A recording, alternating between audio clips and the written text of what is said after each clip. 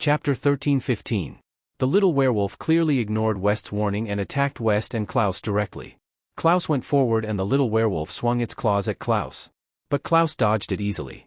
He grabbed the little werewolf's arm and twisted it before kicking it. The little werewolf rolled several meters away. The intense pain almost made him unable to stand up. But he still stood up while enduring the pain. He was from the Bell Wolf tribe. How could he fall at the hands of others? The little werewolf encouraged himself. His claws moved unconsciously, as if he couldn't wait to tear apart the two humans in front of him. Little guy, if I wanted to kill you, you'd be dead already. Don't ask for trouble. Awoo, the little werewolf responded to Klaus with an angry howl. The little werewolf pounced forward again, waving its claws even faster. But it still couldn't touch Klaus's body. It couldn't even touch the corner of his shirt. The little werewolf's attacks became more urgent. Klaus kicked the little werewolf's stomach again. The little werewolf rolled several meters away again. West was not interested in this child bullying fight at all. That's right, it was bullying kids. Who was Klaus? Before joining the supernatural organization, he was the elite of the elites in the Marine Corps. His combat skills weren't invincible, but he rarely had a match. After joining the supernatural organization, he'd been strengthened by Chen Zhao. His speed, strength, and reflexes were all beyond ordinary people. Klaus was too lazy to kill a kid. He wanted to see how long the little werewolf could last. West, on the other hand, looked at the battlefield below the cliff and took out his phone. Hey, Minister Leon, you need a military transport plane. No, West. Who do you think I am? Your subordinate? Leon received West's call in the middle of the night. His tone was somewhat dissatisfied. Of course, most of them were dissatisfaction towards West and a strong sense of enmity towards him. West's tone had completely climbed over him, which made him even more displeased. Minister Leon, if you want to resign with dignity, you better do as I say. West didn't have any respect for Leon now. It could be said that Leon had abandoned his dignity. If he hadn't had a conflict with Chen Zhao back then, the supernatural organization would still be under his command. Leon was furious, but he couldn't do anything now. Because he was about to resign. If he had 2 more years, he might have a chance to slowly fight against West and the supernatural organization, but now he had less than half a year. If he went against the supernatural organization, he would be the one who would be hurt. Especially after he resigned, how would the supernatural organization retaliate against him? Just thinking about it made him shudder. To where? Canada, Toda Snowy Mountains. There's no need to land. Our people can jump directly from the sky. Great Pagoda Snow Mountain? Leon raised his eyebrows. Didn't you reject my invitation? After some discussion, our president suddenly felt that we should contribute to the stability and peace of the region. The little scheme in Lei Ang's heart suddenly emerged. West, what's the situation at Toda Snowy Mountains? It's not looking good. The werewolves have already launched an all-out attack on the military base. That's not the most troublesome thing. The most troublesome thing is that after our investigation, we realized that some hidden forces are involved. West didn't hide anything and told Chen Zhao the general situation. To put it bluntly, he was asking for credit. Lei Ang's heart raced. West, you're saying that there's a powerful demon sealed in that place? Is that so? Yes. Delay it for a while and release the demon. Leong said in a low voice. West's expression also changed slightly. He realized Lei Ang's intention. Let the demon cause destruction. It's best if he causes casualties in the nearby towns. Then you can act in the name of the Anti-Terrorism Security Department. West laughed. You're too simple, Minister Leong. There are no towns within dozens of kilometers. The closest one is 240 kilometers away from Toda Snowy Mountains. Also, we don't know if the demon called Kunkka has that much destructive power. West had rejected Lei Ang's request, but he had a deeper reason. Chen Zhao wouldn't allow this to happen. They could do nothing, but that didn't mean they could purposely let civilians die for their own purposes. If they did that, the entire organization would be divided. After all, most members definitely wouldn't allow this to happen. Lei Ang's idea was to let the higher-ups of the Anti-Terrorism Security Department know how serious the situation was. If they couldn't solve it, but the Anti-Terrorism Security Department could, then Leong would be able to get enough credit. By then, he might not resign but get a promotion. West was willing to benefit from the supernatural organization. But that was only if the situation allowed it. He wouldn't destroy the unity of the organization. Chen Zhao trusted West not only because he was cunning. The main reason was that West was always clear-headed. His magic was slow field, but the predecessor of slow field was actually sharp mind. Leong was anxious too. He'd asked the supernatural organization to help because he wanted to do Mansari a favor. Moreover, he didn't think that the situation at Tota Snowy Mountains was that bad. But after hearing West's words, he realized that the situation was more serious than he'd imagined. But it was precisely because of this that he found a trace of hope. "Give me 3 hours. I'll report to the higher-ups." West thought for a moment. 3 hours? Perfect. There were only 3 hours until daybreak. He could inform Chenzhao and the others, then fly over. The timing was just right. Okay, 3 hours. West glanced at the battlefield below. The military base could still hold on for now. Of course, how long would it last would depend on how much ammo and firepower the base had. It also depended on how determined the Belvos were to take down the military base. Up until now, the Belvos hadn't really launched an all-out attack. They didn't seem to be willing to pay the price of more casualties. They'd been restraining their rhythm. But to West, this was the stupidest method. Not contributing to the military base in the shortest time possible would give them more time and increase the casualties. Chapter 13:16. Strange. No matter how stupid the Belvos are, they should know that ending the battle in a short time is better than delaying it like this, right? West looked at the battlefield below, puzzled. At this time, Klaus walked up. No, they're very smart. The Belvos have almost no casualties. They're creating the illusion of an all-out attack, but in reality, they've been moving around in the forest. They're wasting the military's ammunition. If they attack directly, it'll only increase the casualties. Where's that little werewolf? West turned around and realized that the little werewolf had disappeared. He ran away. Ran away? I wanted to knock him out, but I didn't manage to knock him out. Then, he turned and ran when he realized that he couldn't beat me. I wanted to chase him, but I couldn't run fast in the snow.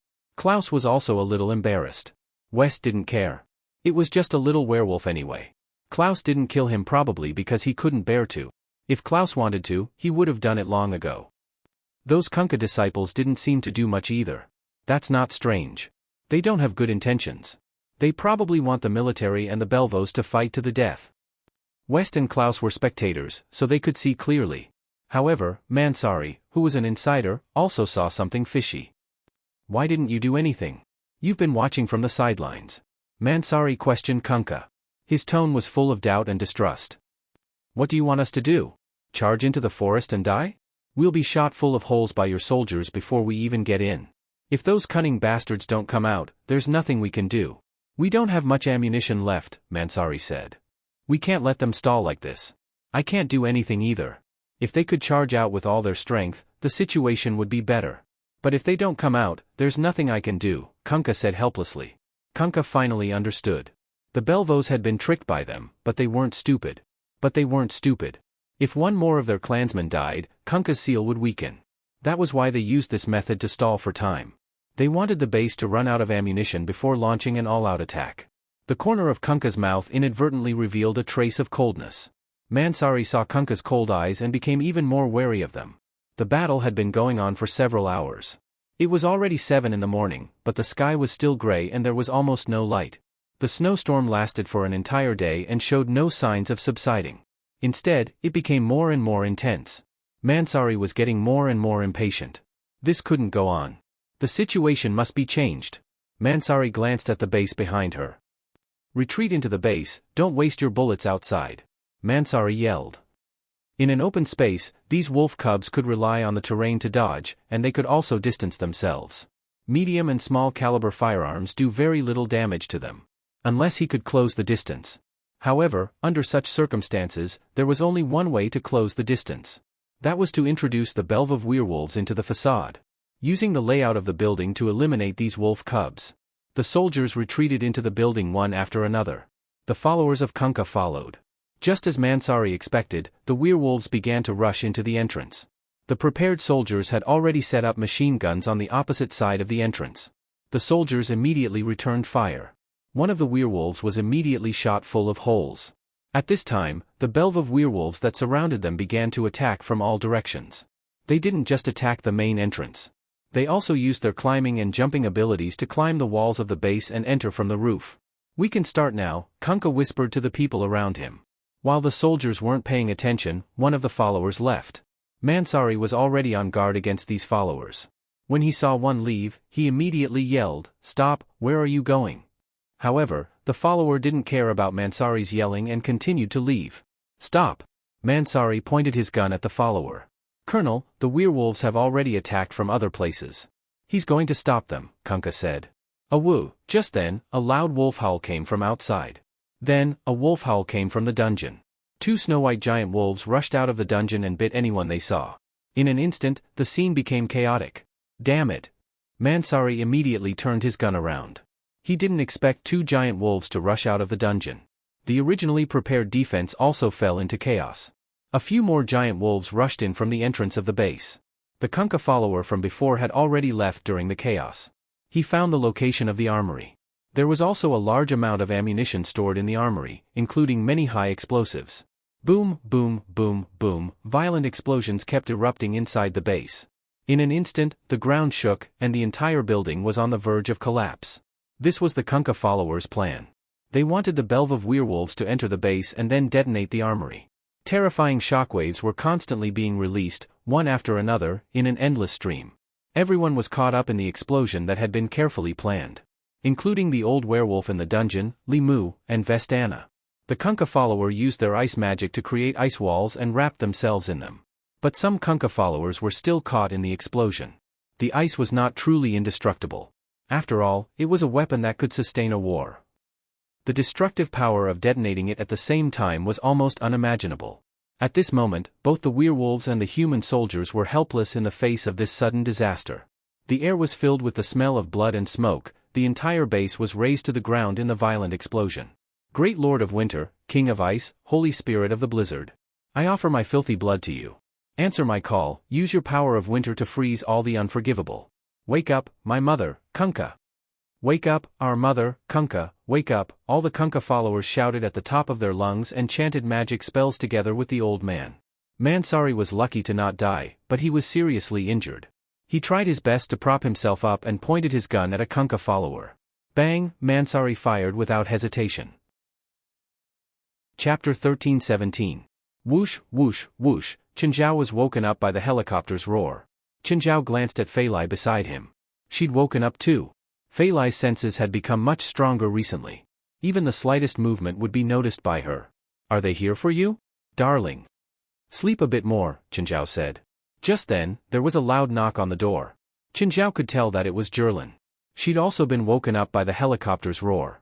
Dad, Mom, open the door, open the door. Chenjiao got up helplessly and opened the door. Jerlin immediately hugged Chenjiao's leg. Dad, are you going out? Auntie Gaia is flying the plane outside. Little Jerlin had seen the helicopter outside. It belonged to the association. Dad, can I take Jerlin there? Fei Lai pulled Jerlin over. Jerlin, if you want to take a plane, I'll have Auntie Gaia fly it herself next time. I have to go out to work now. Chenjiao didn't want to take Jerlin to the cold, snowy mountains. Jerlin had always stayed in the warmer LA area. She'd never been to such a cold area. She wouldn't be able to adapt. Plus, Chenjiao was going to fight monsters. No matter what, it would be dangerous. Chenjiao couldn't bring Jerlin. With Fei Lai's help, Chenjiao finally got rid of Jerlin. He boarded the helicopter. Gaia, why are you flying the helicopter? Where are they? They went to the airbase first. I'm here to pick you up, Gaia said. Is it West's plane again? Yes. Gaia nodded. Sit tight? Do you need earmuffs? Chenjiao realized that Gaia's style of flying was completely different from Klaus. When Klaus flew the helicopter, he did all sorts of cool and difficult moves. Gaia, on the other hand, could only be described as stable. It was obvious that Gaia knew how to fly a helicopter, but her skills were average. Comparatively, Klaus was more like a racer. In terms of flying a helicopter, Klaus was clearly better. After arriving at the airbase, Chenjiao and Gaia were sent to a Hercules transport plane. Everyone from the supernatural organization was on the plane, including Adonis. Aduz, why are you here? Chenjiao looked at Aduz, speechless. I want to skydive, Aduz said matter-of-factly. If you leave, who will look after the headquarters? Agars and Lady Pamela aren't here. They can just watch. Chenjiao entered the cabin and sat down. Are we skydiving this time? According to the weather report, there's a level 12 snowstorm in the Toda Snowy Mountains area. We won't be able to get close to the area if we fly at a low altitude. We can only drop it from above, at least 8,000 meters, said Gaia. Chenjiao yawned. Call me when we're there. The Hercules began to take off.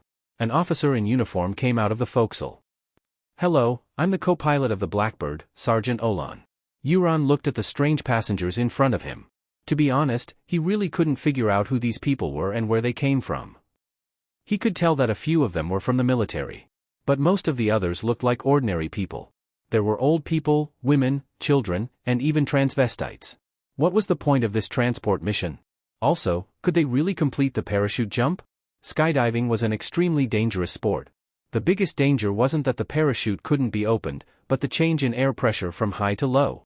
Without proper training, the change in air pressure could cause lung bleeding or even lung rupture. This time, they had to jump from 8,000 meters in the sky. There was also a severe snowstorm in the area. It was very unsuitable for skydiving. There was only a parachute in the plane, not a respirator. Therefore, they could only rely on their own abilities. Euron's gaze swept across everyone in the cabin. None of them paid attention to him. Some were even sleeping. "Ladies and gentlemen, do you need me to explain to you the precautions for skydiving?" "Yes." Aduz looked at Euron, his eyes shining. Apart from Aduz, no one else paid attention to Euron. The Hercules was very fast on a flight mission without any wait. In less than 2 hours, the plane arrived at the Tota Snow Mountains. "Teacher, we're here. Time to wake up." Little Grove nudged Chenjiao. "Hey, Grove, you're here too." Little Grove was speechless. "Teacher, I've been sitting beside you for 2 hours. Don't you know?" Chenjiao rubbed his sleepy eyes. "Are we here already?" In the ruins, the blood seemed to be unaffected by gravity. It kept extending upward. The strong snowstorm couldn't blow the blood away. The blood gathered in the air. Gradually, the color of the blood began to change, and a white vortex appeared. "Mother, Kunkka, show yourself." "Mother, Kunkka." Suddenly, the ruins shook violently. A figure charged out of the ruins and pounced on a Kunkka believer. Mansari was shocked. "So big. This werewolf is so big." The fallen believer's neck was bitten off by the werewolf before he could resist. The other Kunkka believers immediately fought back. The old Kunkka looked at the old werewolf. "Rosenj, you lost." The old man clearly knew him. The old werewolf Rosenberg raised his head and looked at the white cyclone in the air. His eyes were filled with ruthlessness. Just then, more snow wolves and werewolves appeared. The explosion was fierce, but it wasn't enough to kill all the Belv werewolves. Limu and Westana also crawled out from under Faith. They looked around and saw Mansari lying on the ground. They immediately rushed over. "Colonel Mansari, are you okay? You're still alive?" Mansari stared at the two girls in disbelief. They didn't die from the explosion. "The old werewolf saved us," Limu said. "He protected us." "Colonel Mansari, the Belv aren't our enemy. The real enemy is the Kunkka." Mansari's eyes flashed as he looked at the scene. He could vaguely feel that things were really as Rosenj said. It was all a plot by the Kunkka believers. But he couldn't decide who the enemy was. He was just a soldier. He'd always been following orders. The surrounding werewolves and snow wolves started the fiercest battle with the Kunkka believers. The werewolves and snow wolves had an absolute advantage in numbers. The Kunkka believers could barely hold on. Chapter 13:18. Kunkka's followers were few in number. Facing the crazy werewolves, they could only retreat step by step. As the number of Kunkka's followers decreased, Elder Kunkka's chanting became faster and faster. Suddenly, the blizzard stopped. It stopped without any warning. Then, everyone felt something in the sky. Everyone raised their heads to look at the sky. A huge icicle had appeared in the sky. The icicle was at least 5 meters long. It was like a finely cut diamond with distinct edges, and it was shining with colorful light. Just as everyone was intoxicated by the huge icicle, something happened. The icicle suddenly exploded, and thousands of fragments turned into the densest blades, scattering in all directions. The snow wolves and werewolves fell instantly. The blood of the snow wolves and werewolves gathered in the cyclone above Elder Kunkka's head. Rosenberg was also hit by the icicle shards. A few bloodstains appeared on his snow-white wolf skin. However, he did not fall. Rosenberg roared and pounced towards the cyclone.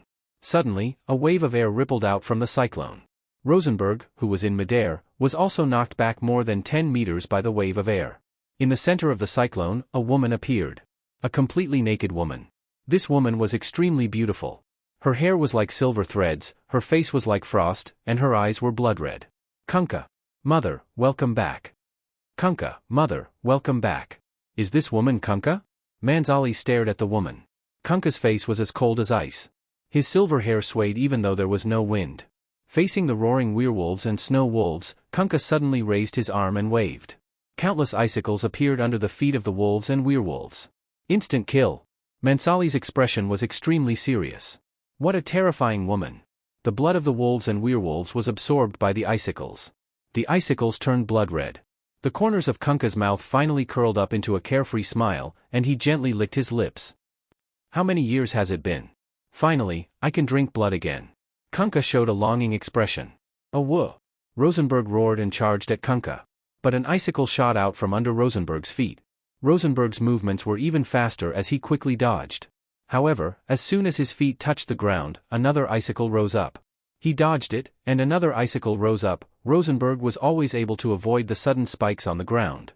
Kunkka's lips curled into a smile as he waved his arm. Hundreds of ice spikes appeared under Rosenberg's feet.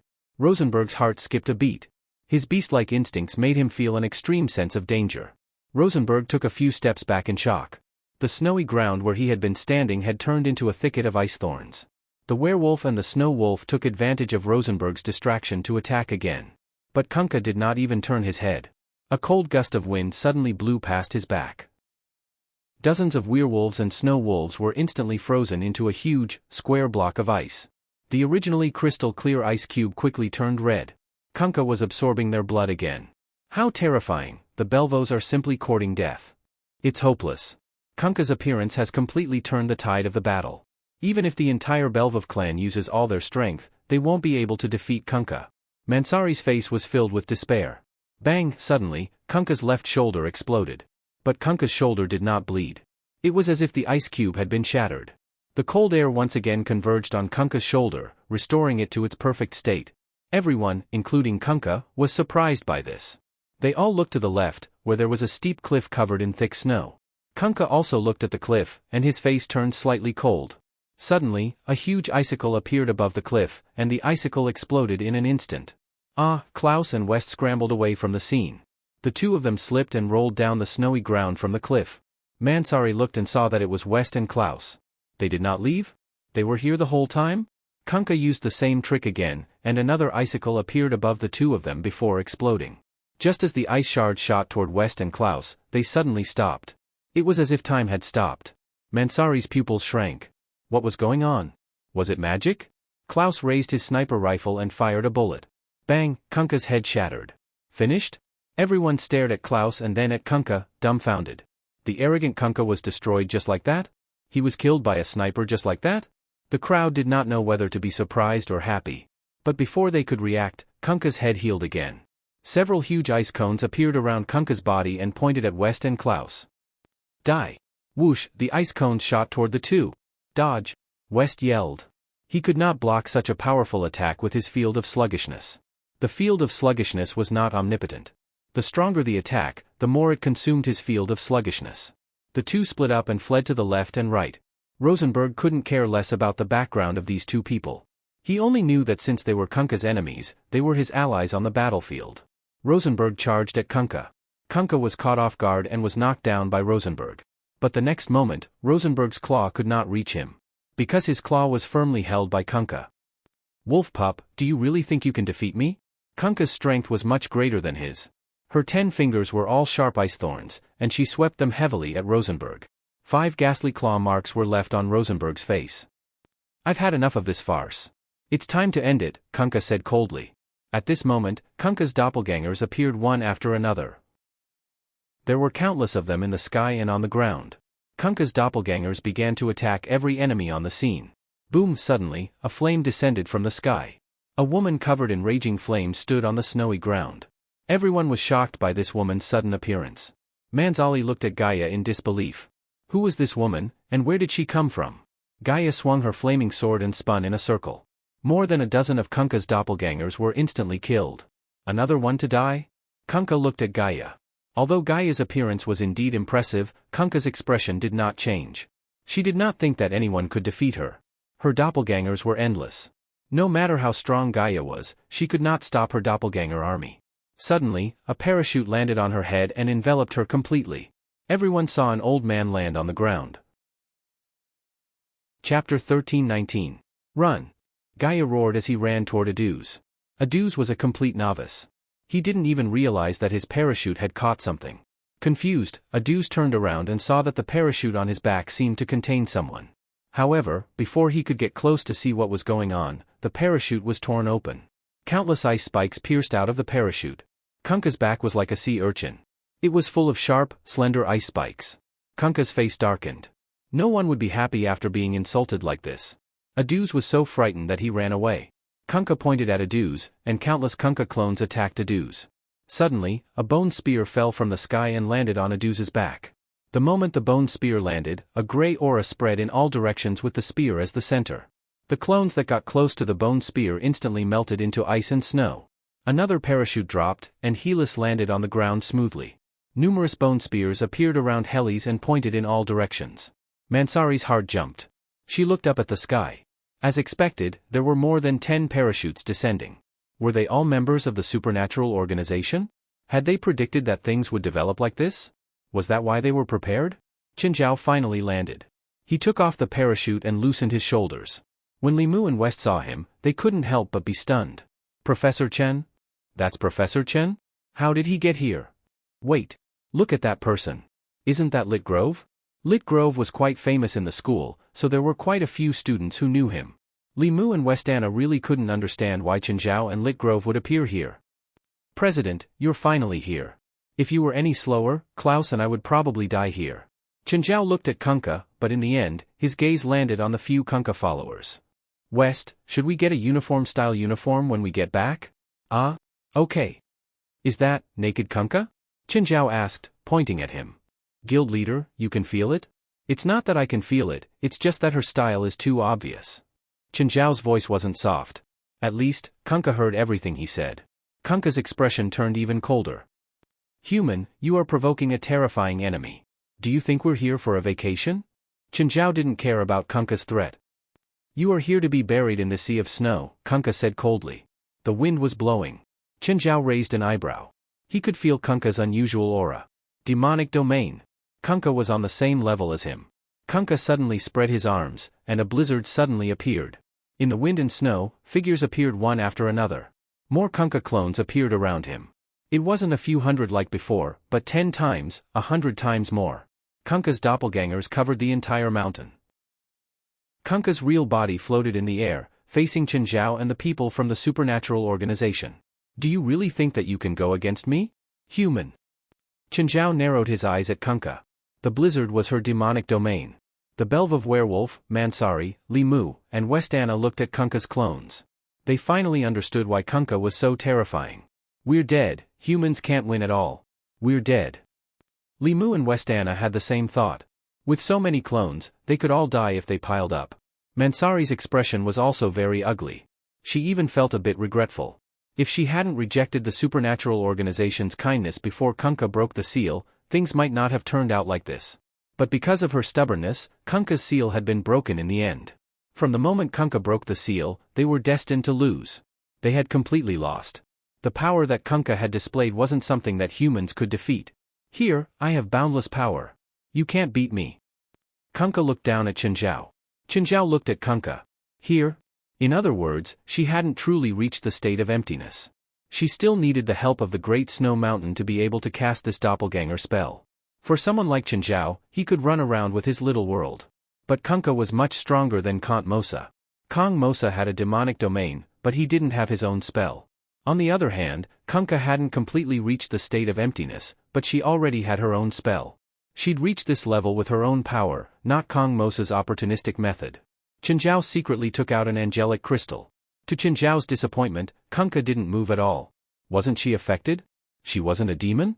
Kunkka didn't notice Qinzhao's actions. Or rather, she didn't care about Qinzhao's group at all. She didn't think that anyone here could defeat her. Kunkka ordered, kill. Leave no one alive. Countless clones charged toward the supernatural organization's front line like a flood. The supernatural organization members moved too. Kunkka's clones weren't strong, but there were too many of them, enough to make one's hair stand on end. Only Qinzhao didn't move. He stood where he was, facing Kunkka. Gaia leaped up. She turned into a fire dragon and dove across the snow. She spat out dragon breath at the ground. Hiss, that's the legendary fire dragon, right? So powerful. We're saved. Only Mansari frowned. No one knew what she was thinking. Li Mu and Westana had hope, but Mansari was more experienced. Although this was also the first time he came into contact with such supernatural warfare. But he knew some basic knowledge about war. Gaia's fire dragon was strong, but she was like a cannon. If there were 100 cannons, she might be able to threaten the enemy. However, she was just an individual, and a cannon was too insignificant in the close combat battles of ancient times. Of course, the other members of the supernatural organization were also fighting, but they weren't as eye-catching as Gaia. Only Chenjiao stood where he was. He crossed his arms and stared at Kunkka. Chapter 1320. They're more tenacious than you think. They won't be defeated so easily. What a joke. They'd all been in the Tower of Trials before. If they couldn't even last a few minutes, they might as well go back to their mother's wombs. Kunkka's clones weren't too strong. They weren't as strong as the monsters on the first level. Even Adu's wouldn't retreat. Kunkka's only advantage was numbers. Kunkka frowned. She could feel that the clones were being destroyed in large numbers. But soon, she felt relieved. So what if they were destroyed? She could have as many clones as she wanted. She was never afraid to compete with others in numbers.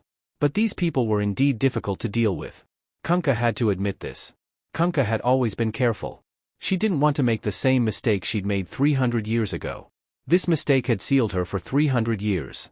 Kunkka looked at Chenjiao. Was this guy really not worried at all? Or did he still have hope for the current situation? Just then, there was another change on the Belvos side. A group of werewolves appeared on the south side of the battlefield. Werewolf wizards. Kunkka's eyes glinted fiercely. There was even some resentment in them. The new batch of werewolves were slightly smaller than ordinary werewolves. But they were all holding wooden staffs. Kunkka suddenly raised his arms above his head. Then, a huge ice pillar appeared in the sky. This icicle was close to 50 meters in length. It was like a giant, sparkling, and translucent sword that could hold up the sky, pointing at the werewolf shamans. Mansari, Li Mu, and Vestana were all dumbfounded. Was Kunkka a god? The huge ice pillar smashed toward the werewolf wizards. The werewolf wizards immediately waved their staffs and chanted a spell, releasing a shield together. However, a single blow shattered the shield. Some of the werewolf magi collapsed to the ground, while others were dispirited and listless. Kunkka raised his arm. The ice pillar rose into the air and smashed down again. They're dead, Mansari murmured. She'd thought that a new group had arrived, but they only managed to block Kunkka's attack. Kunkka coldly snorted. Die.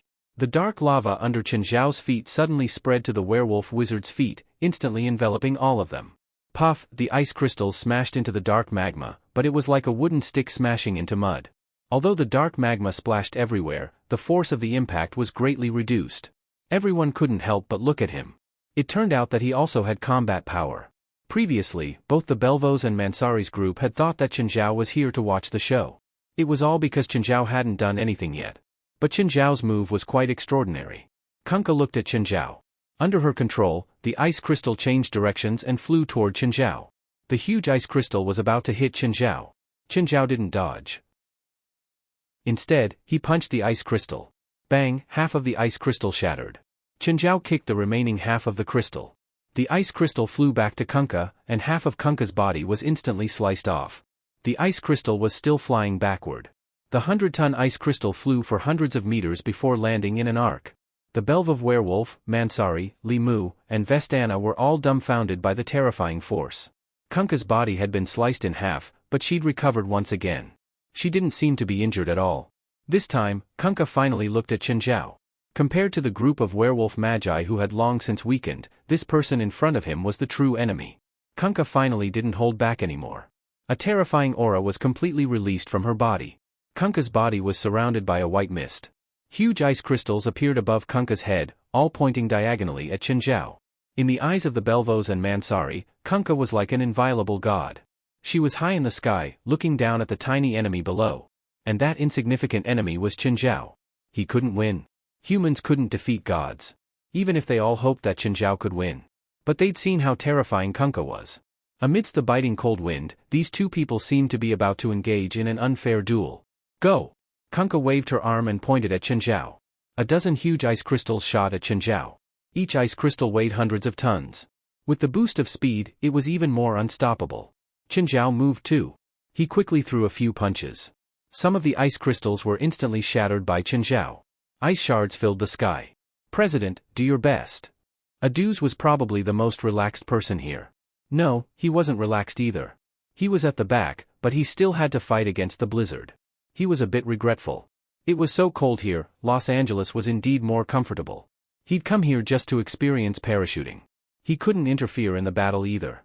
He could only cheer for Chinzhao from the back. A patch of dark lava appeared behind Aduz. It wasn't a lot, but it was enough to protect him from Chinzhao and Kunkka's battle. Chinzhao still had some strength left. He also believed that Kunkka hadn't gone all out either. President, press that little bitch to the ground and ravage her. Since when did Aduz become so bad? I learned it from the president.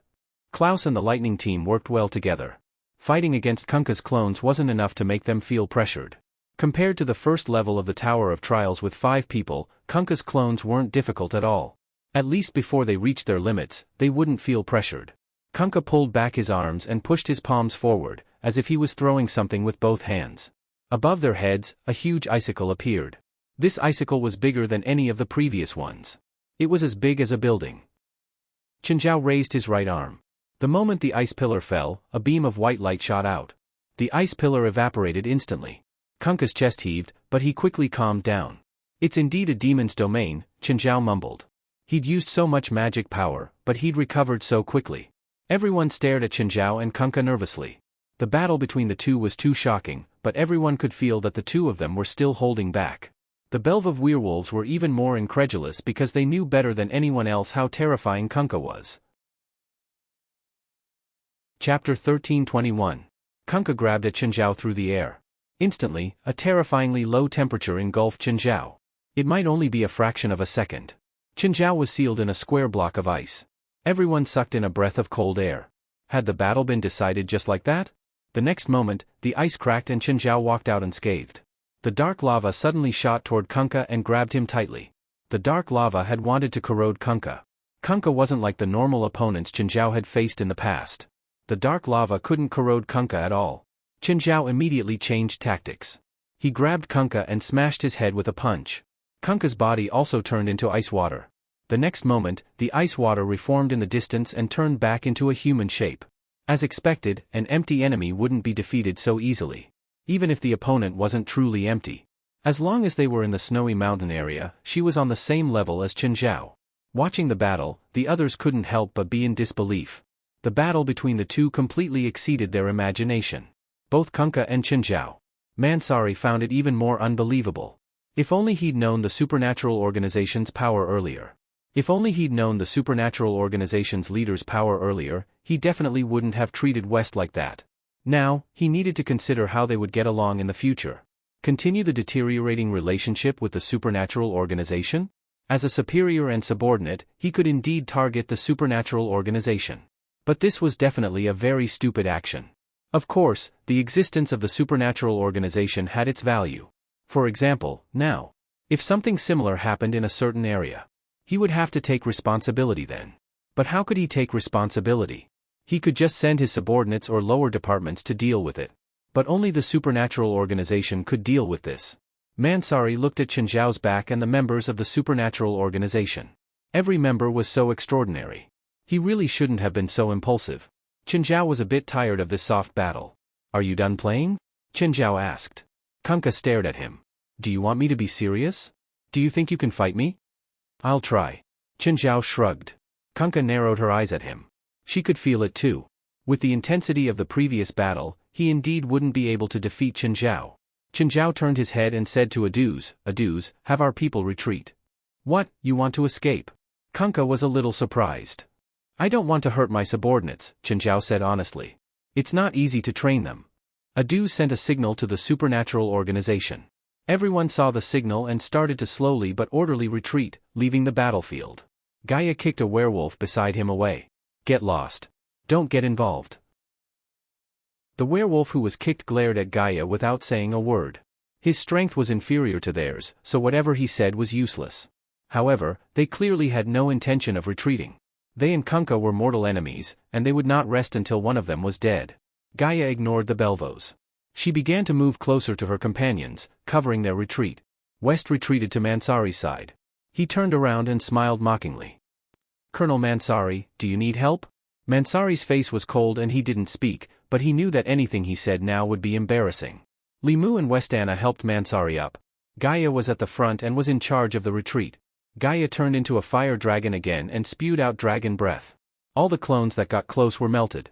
How could Kunkka let Chenjiao's people retreat so easily? He immediately controlled more clones to attack Gaia's group. Chenjiao took out the 1,000 stone swords. When they appeared, everyone was stunned. They'd never seen Chenjiao use this move before. Suddenly, the 1,000 stone swords flew up and shot toward Kunkka's clones. In an instant, Kunkka's clones fell down in droves. Everyone's expression froze. "Wolf pups over there, if you don't want to die, get lost," Chenjiao reminded. Chenjiao hadn't mastered the 1,000 swords manipulation yet. This was also why he'd told his people to retreat. Once the 1,000 swords manipulation was activated, it wouldn't differentiate between friend and foe.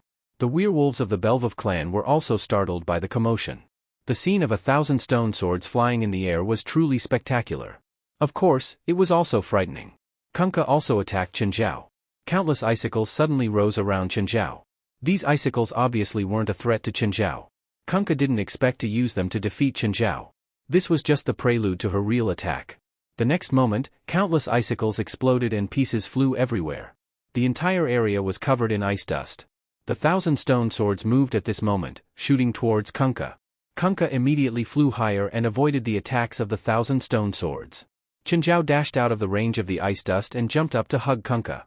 Icicles grew out of Kunkka's body like a porcupine. Chenjiao had to let go.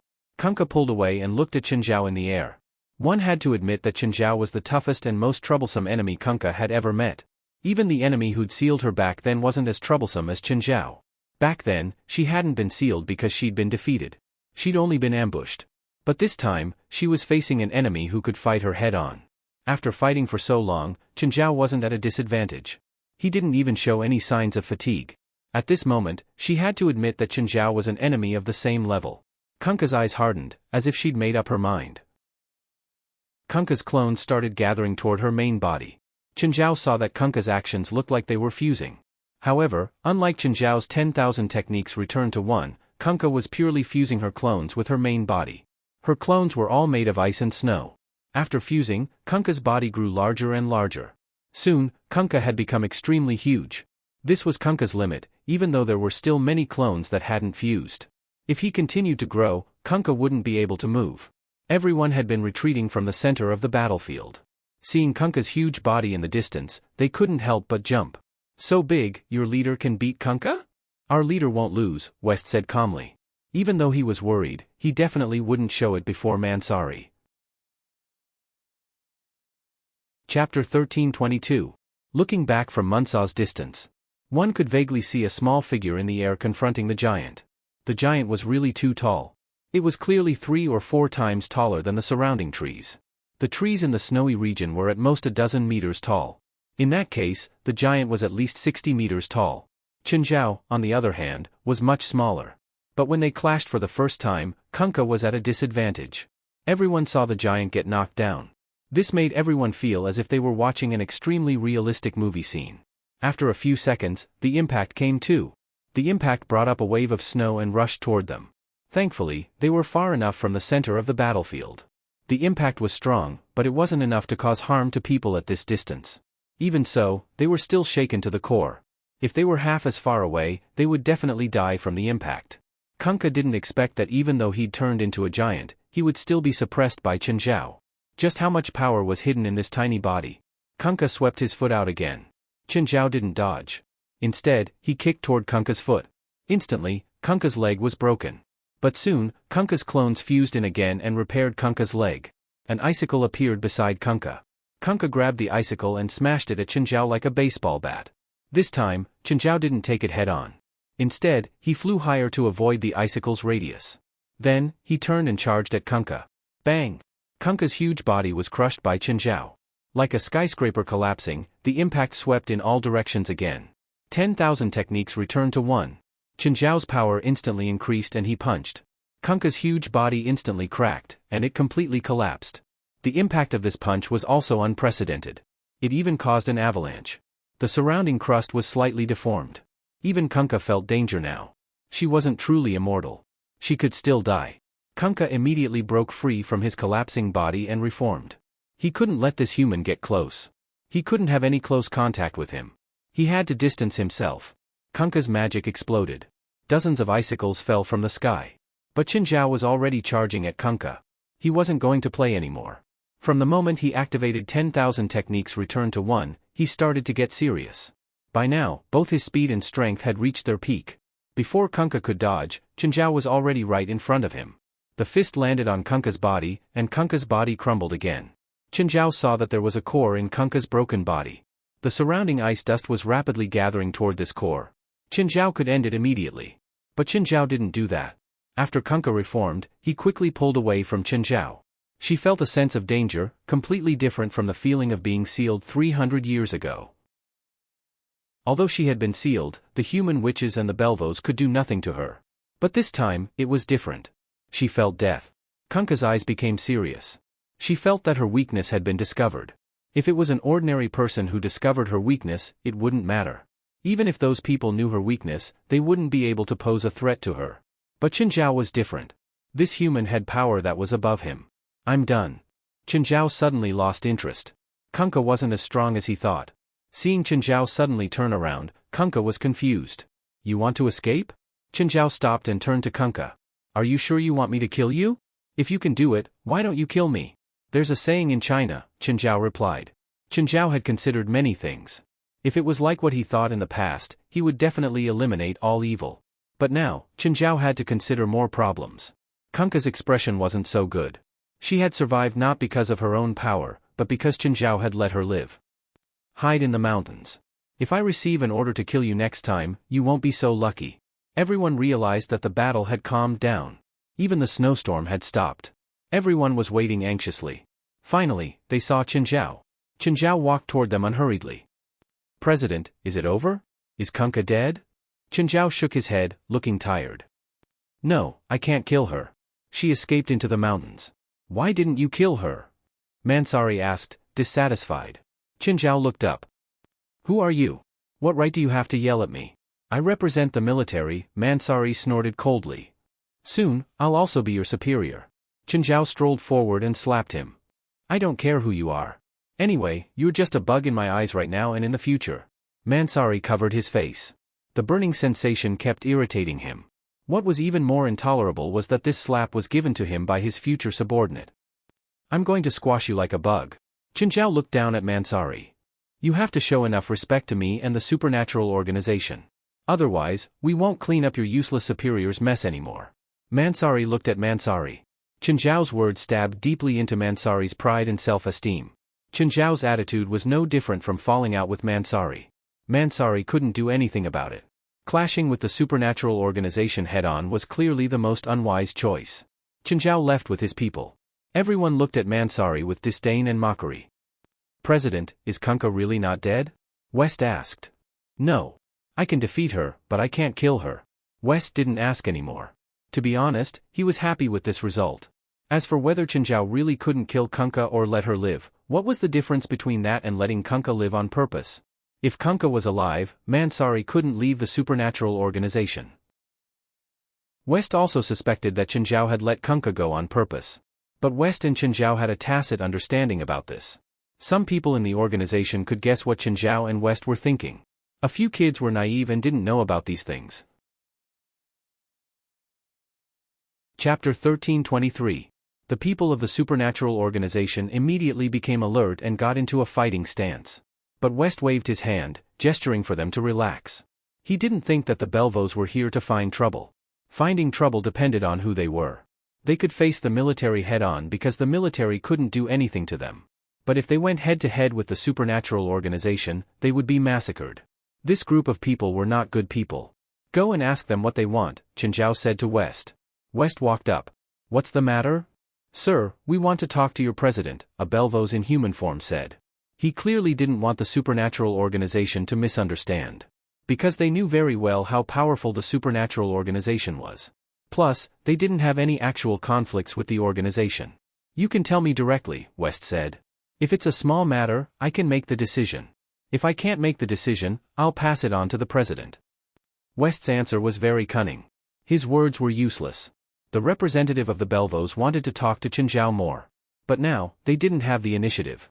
"We, the Belvos, have been living here for hundreds of years," the representative of the Belvos said straightforwardly. "We have never stirred up trouble. I hope we can return to our homeland, and we hope to receive the protection of the supernatural organization. We are powerless against Kunkka."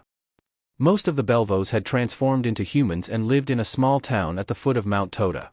They relied on skiing tourists to make a living. If Kunkka's followers hadn't caused trouble, they'd still be living like normal people.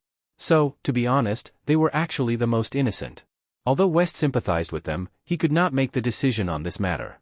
Even the supernatural organization couldn't help. It depended on the military's attitude. "Wait a moment. I'll discuss it with the president." West turned back to Chenjiao and told him the Belvos' request. "Should we care about them?" Chenjiao asked. The Belvos didn't have any relationship with the supernatural organization. So, Chenjiao considered the problem more from the perspective of benefits. The Belvos looked pitiful and homeless. But that wasn't the case. They wanted their own territory and a way to survive. If they wanted, they could leave and truly integrate into human society. There was no such thing as not being able to survive after leaving this place. However, staying here meant that they had to face two problems. One was the conflict between the military, and the other was their archenemy, Kunkka. West had a way to deal with the military. After all, it wasn't difficult for West to explain the situation. As for Kunkka, with the strength of the Belvos, it was impossible for them to compete with him. This was also the biggest problem they faced. They had hoped that Kunkka would be destroyed. But now that Kunkka wasn't dead, their hopes were dashed. They didn't care if Chenjiao really couldn't kill Kunkka or if Kunkka had escaped on purpose. It was meaningless to pursue this. They couldn't find out if Chenjiao had done it on purpose either. What they needed now was protection, the protection of the supernatural organization. "President, keeping them is good for us," West answered simply. "Yes," Chenjiao said. "Do you have a way to get the military to stop the attacks?" "That old bastard Leon can do it. We helped him this time, so he has to return the favor," West said. "It's just that Kunkka has some trouble." "We'll stay here for a night," Chenjiao said. "I'll talk to Kunkka myself. I think she'll give in." "President, the Toda Snow Mountains stretch for more than 600 kilometers and cover an area of nearly 50,000 square kilometers. Are you sure you can find Kunkka? In my eyes, she's much brighter than a third wheel." Hearing this, West didn't say anything else. Instead, he started talking to the Belvos. What was the point of working with the Belvos? It was to make them a time bomb. If the supernatural organization and the government fell out one day, the bomb would explode. Kunkka was a bandit. As long as the military or government couldn't destroy Kunkka, they had to consider the supernatural organization's attitude. In ancient times, why did so many generals support bandits and say that they were rebellious? Most of them had no choice. It was just to ensure that they wouldn't be killed. At the same time, it was to get food. As long as Kunkka existed, the Anti-Terrorism Security Department would have to keep providing funds. Of course, Chenjiao had at least some professional ethics. At least he didn't create his own bandits. If Pamela led the evil spirit group and took over the mountain, the Anti-Terrorism Security Department would be dumbfounded. Although the supernatural organization didn't get involved in politics now, they were already close to the government. So, both Chenjiao and West had to consider the future of the supernatural organization. The supernatural organization wasn't a private organization, so they would definitely have connections with the government. So, under the premise of keeping their moral bottom line, it was necessary to raise the supernatural organization's importance. Manchurikan could guess Chenjiao's and the supernatural organization's intentions. But now, his weakness was in Chenjiao's hands. The Toda Snow Mountains incident had gone out of control because of his carelessness and arrogance. If he'd accepted the supernatural organization's suggestion and let them take over, this wouldn't have happened. Kunkka wouldn't have broken the seal either. At night, Chenjiao, West, and the representative of the Belvos entered the depths of the Snow Mountains. It didn't take much effort for the three to find Kunkka. Kunkka was hiding in the Great Snow Mountain, together with her followers. With a big radar like Chenjiao here, it was meaningless for Kunkka to hide anywhere. Kunkka didn't expect to clash with Chenjiao again so soon. Kunkka and her followers stood before the three, wary and confused. "I can't even recognize you after you put on your clothes." Chenjiao's words almost made Kunkka's nose go crooked. Her followers were even more furious. Kunkka was their faith. How could they tolerate Chenjiao's insults? "President, we're here to negotiate," West reminded in a low voice. "We're not here to make enemies." Chapter 1324. Long time no see? Kunkka looked at Chenjiao. Was this human crazy? They'd only been apart for less than 12 hours. More accurately, it had only been 10 hours and 51 minutes. Unlike Kunka's followers, Kunka was extremely calm now. No matter how much she hated Qinzhao, she couldn't change the fact that she was only alive because Qinzhao had spared her life. Qinzhao definitely wasn't here to kill her now. If he wanted to, he would have done it long ago. Of course, Kunka knew that she didn't have the initiative right now. Unless she wanted to die. Kunka didn't want to die, so she could only suppress her anger and hatred. Tell me what you want. Kunka ignored the representative of the Belvos standing beside Qinzhao. West walked up.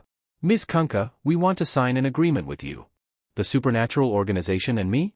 Us too, the representative of the Belvos said angrily. Kunka had clearly seen through his background, but she'd purposely ignored him. This infuriated him. But what could he do? The Belvos were too weak.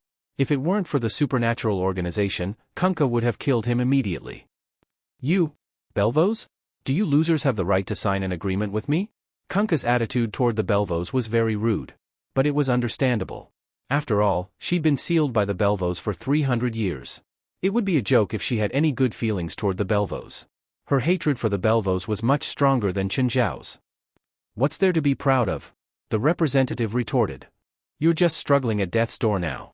Say that again? Do you believe I won't skin you alive? Okay, shut up, West scolded. West scolded, this time, we are here for a discussion between the three of us, not to watch a quarrel. Discuss what? What's there to discuss? I have nothing to discuss with you. Kunka snorted coldly. I think this discussion is beneficial to all three of us, so I'm hosting it. If you think there's nothing to discuss, then fine. Let's start an all-out war. West's attitude was even more unyielding. Just as the saying goes, the fist is the greatest reason. Qinzhao and him weren't here to reason. They were here to set the rules. Kunka's face darkened.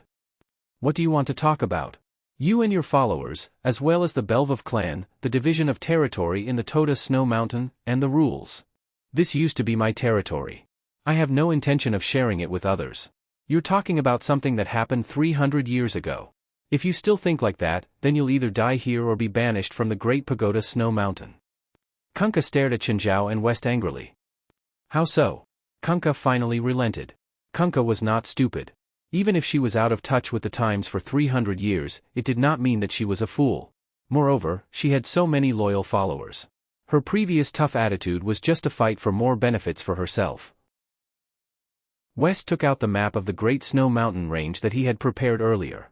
With this line as the division, this place will belong to you. The Belvov clan will return to their territory. This place will belong to them. No way, why is their territory so much bigger than ours? The representative of the Bellwave clan immediately objected. Because we're stronger than you wolf cubs. Isn't that reason enough? Kunka sneered. At this time, one of Kunka's followers came to Kunka's side and whispered something. I object to this division, Kunka immediately said. Why can they get a tourist spot? You also want a tourist spot? West was surprised. I don't need it, but my followers do, Kunka said. Kunka was not alone. Of course, she had to consider her followers.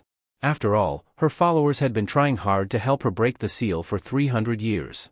Kunka was not the kind of person to be ungrateful. The so-called evil was just a matter of different interests. If Qinzhao was sealed one day, he would probably be labeled as evil or something.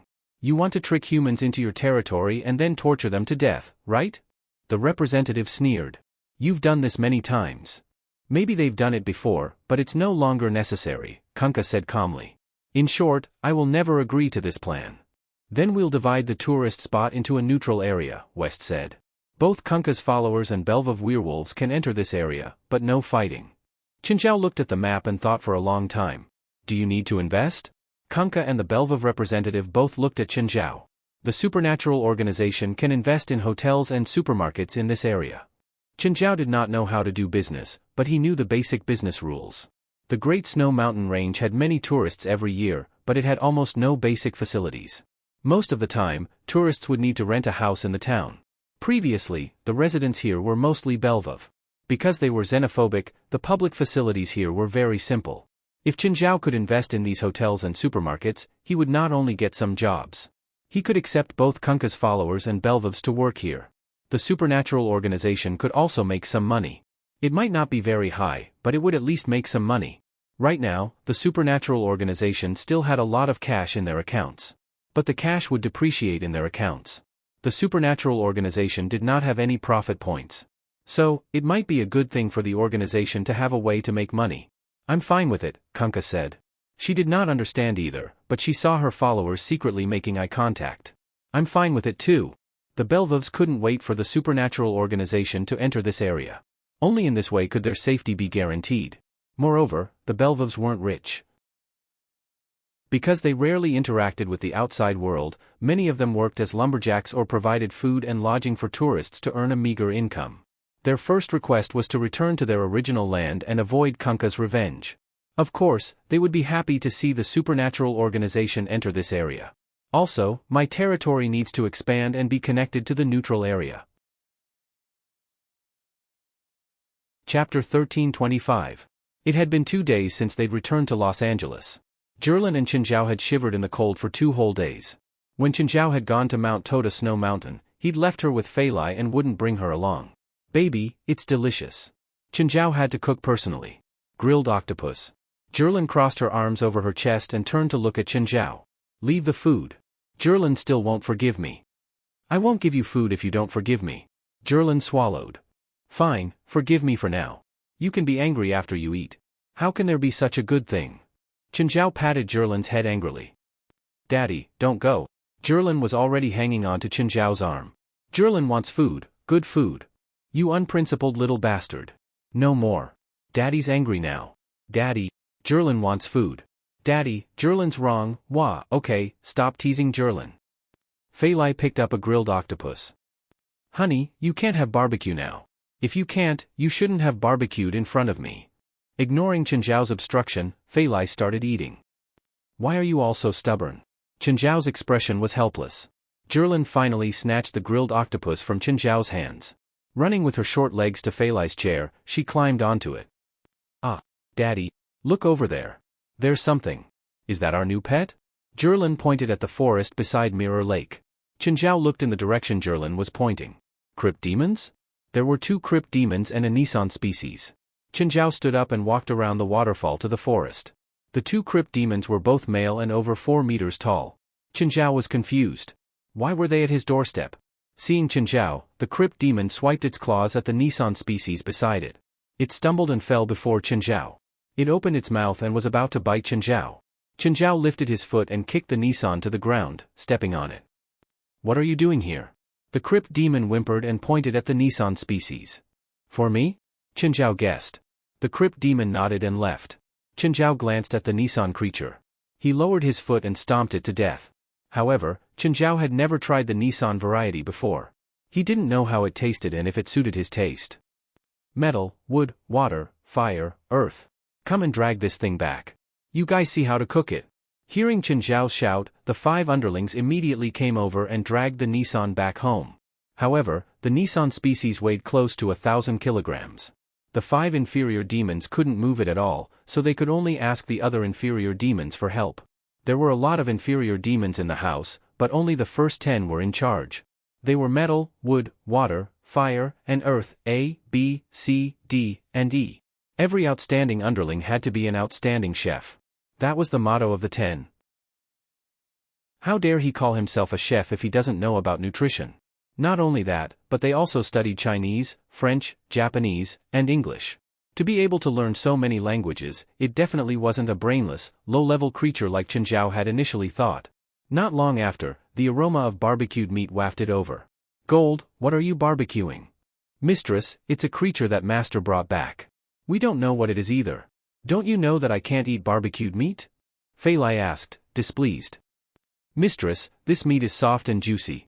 It's also rich in protein, so it's perfect for barbecuing. Don't worry about not being able to eat it. If you roast it with lemon juice, not only will it taste better, it'll also help your digestion. It's good for both you and the unborn master. A while later, an underling came over with a plate. There were 2 pieces of barbecued meat on the plate. Zhurlin wants it too, Zhurlin wants it too. Zhurlin kept swallowing. Gold, give it to Zhurlin. Yes, master, please wait.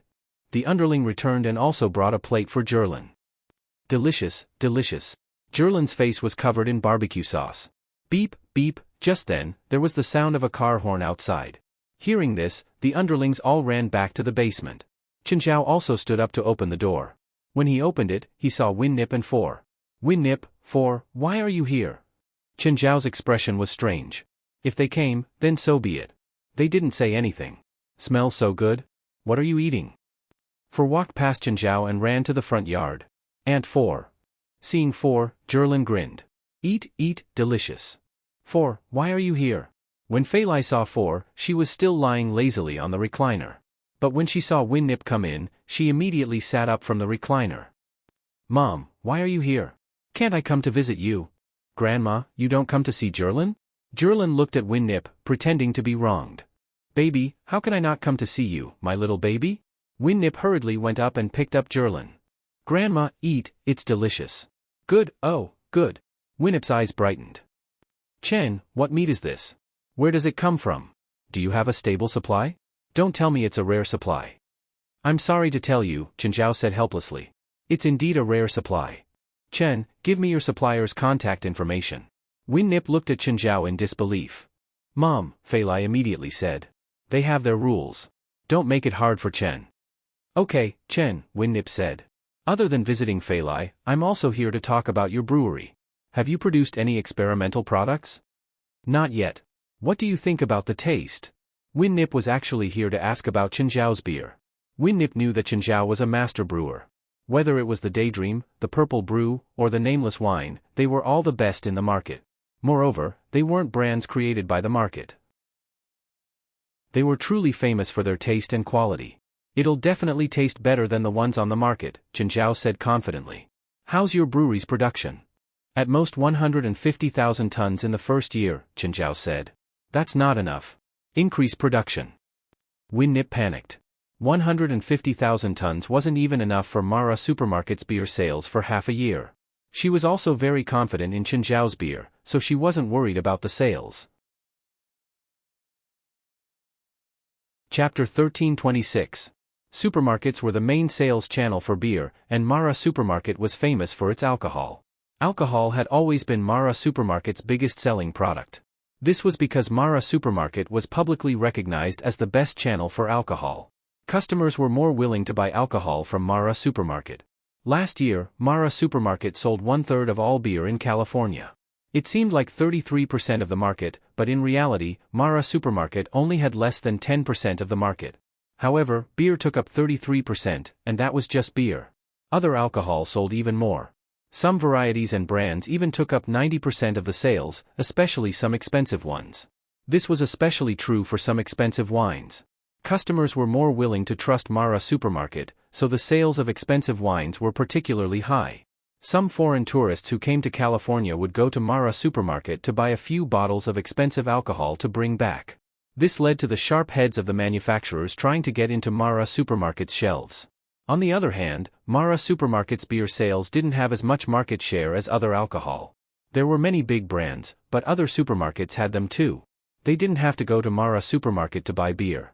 However, Win Nip hoped to increase the beer's market share through aging beer. For Mara's Supermarket, customers were the biggest value. As long as the aged beer could be liked by customers and was exclusive, it could definitely increase the beer's market share. There's nothing I can do, Chen Zhao said helplessly. There's only so much production. I can't increase it. Chen Zhao couldn't increase production just because he wanted to. In order to increase the productivity of beer, more fermentation ponds and more production and assembly lines were needed. He needed to invest more money.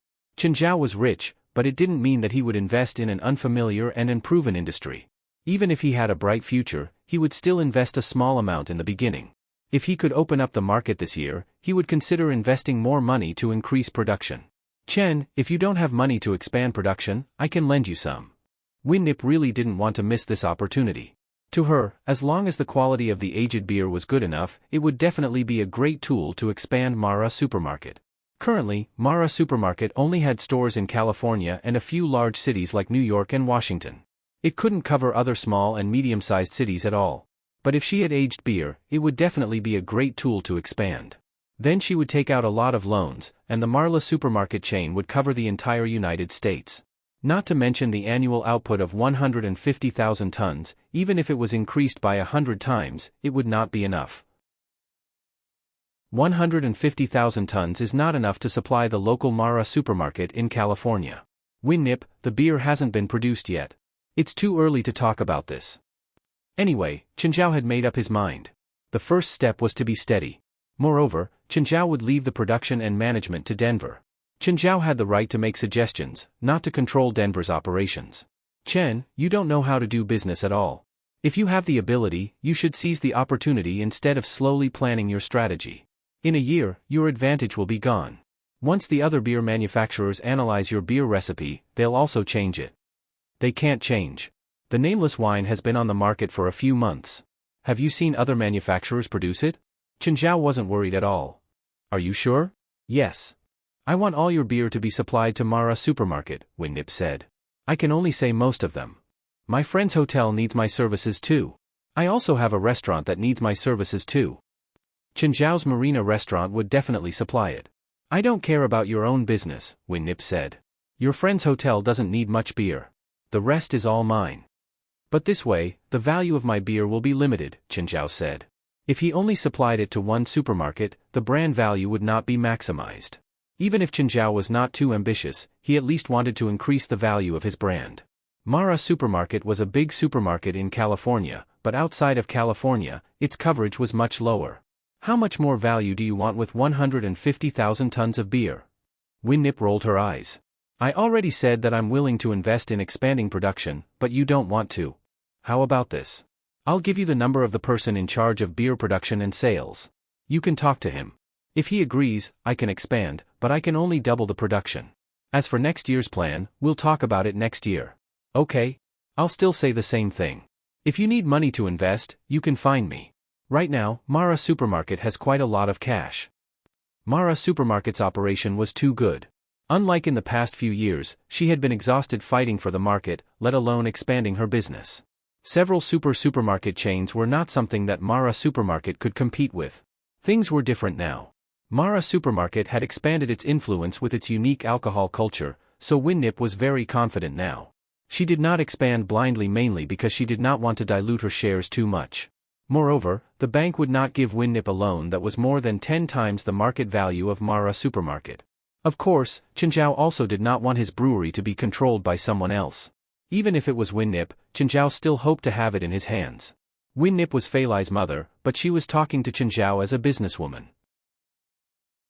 Chenjiao was willing to let Winnip put the beer on the shelves for the sake of family, but Mara Supermarket was definitely not his only choice. As for whether it would be listed in the future, it was still too far away for Chenjiao. Chenjiao did not even consider something so far away. Grandma, have some meat. Jerlin brought another piece of meat over. Winnip ate Nissan's barbecued meat. Chen, is there really no way to supply this meat on a large scale? Winnip knew very well how beneficial it would be to Mara Supermarket if it could be supplied on a large scale. Have you seen truffles sold in supermarkets? Chenjiao asked. Yes, Mara Supermarket has them. Chenjiao rolled his eyes. It was said that truffles could not be grown artificially. That was a lie. However, it was true that cultivated truffles did not taste as good as wild truffles. This was undeniable. The truffles sold in supermarkets were less than $100 per kilogram. Compared to real truffles, they were many times worse. Chapter 13:27. Winnip's regret was written all over her face. But she could understand. Normally, expensive luxury goods wouldn't go into supermarkets. For example, bluefin tuna could only be ordered at auctions. Since Chenjiao said so, no one else in America could eat this kind of meat. This meant that this meat was very rare. Not only did one need money, but they also needed connections.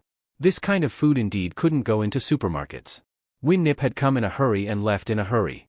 Fei Lai tried to get her to stay, but Winnip still insisted on leaving. Even Jerlin's coquettish tactics didn't work. She was probably in a hurry to deal with work.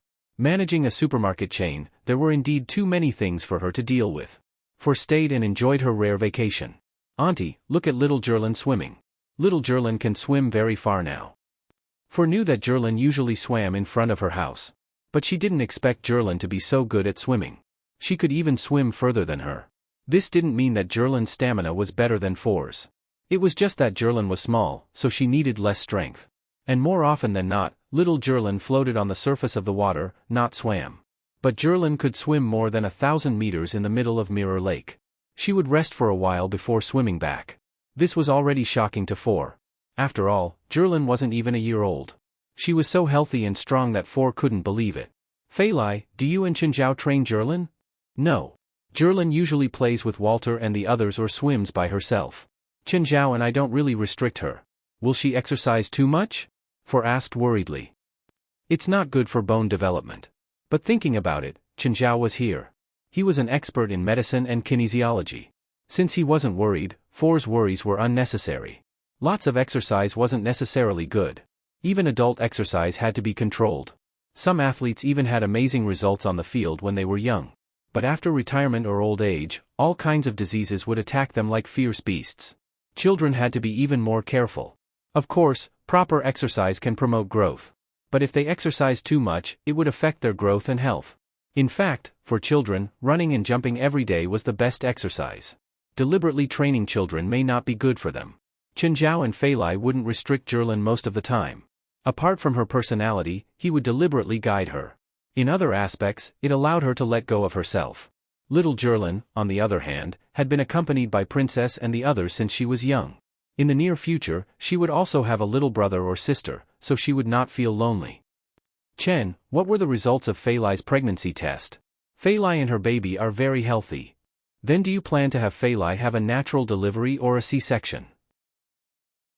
Chen Zhao thought about it. I respect Fei Lai's choice. In fact, painless childbirth in the United States was already very common. Chen Zhao and Fei Lai didn't really think about that. For stayed the night at Chen Zhao's house and went to work the next day. Chen Zhao rarely went out now if he had nothing to do. If the association needed something, it would usually be a phone call or West would come to talk to Chen Zhao in person. Do, a horn blared from the door. Chen Zhao was furious. He came out and kicked the car. Don't you know there are kids and pregnant women inside? Stephen got out of the car. Seeing the front of his car, he was also furious. Do you know how much I paid for this car? You Shoal, you have to compensate me. Stephen cursed as he entered the house. As soon as he entered, he smelled an alluring aroma. Ignoring Chen Zhao's obstruction, Stephen went into the kitchen directly. Seeing Chen Zhao stewing meat, he scooped a bowl of soup for himself. Fuck, this is for Fei Lai. Fei Lai can't drink this much. Stephen ignored Chen Zhao's anger. Delicious, what meat is this? It's so delicious. Why didn't you give me some? Stephen knew that Chen Zhao's house often had top-grade ingredients. Chen Zhao didn't give him any less, but he didn't know what kind of animal the meat was. Even soup was so fragrant. With a dark expression, Chen Zhao took a piece of meat from the fridge and threw it on the kitchen counter. Scram after you take it. It's best to barbecue it. If it's for pregnant women, you can make soup too. I'm here to invite you and Fei Lai to our movie's ending party. Is this your attitude? No, it's not convenient for Fei Lai. I have to accompany her. You don't have to go, but where's the gift? Chen Zhao searched his body and took out a lucky coin. Take it. You know how to use it. What are you giving it to me now? Give it to me after the movie is released. You can use it when you edit the movie, Chen Zhao said. Then take another one after it's released. We'll do both. Chen Zhao had invested 1/3 of Stephen's movie. Of course, he hoped that the movie would be a hit at the box office. Hearing that, Stephen put away the coin. He knew the effect of the coin very well. It was definitely the most magical thing in the world. How many coins do you have? Don't think about it. There's only one lucky coin left. I had 9, and I've used a few already. I should save as much as I can. Can't you make it? Make it? No one in the world can make lucky coins. Then they don't belong to this world. Chen Zhao stopped there. Okay, don't ask too much.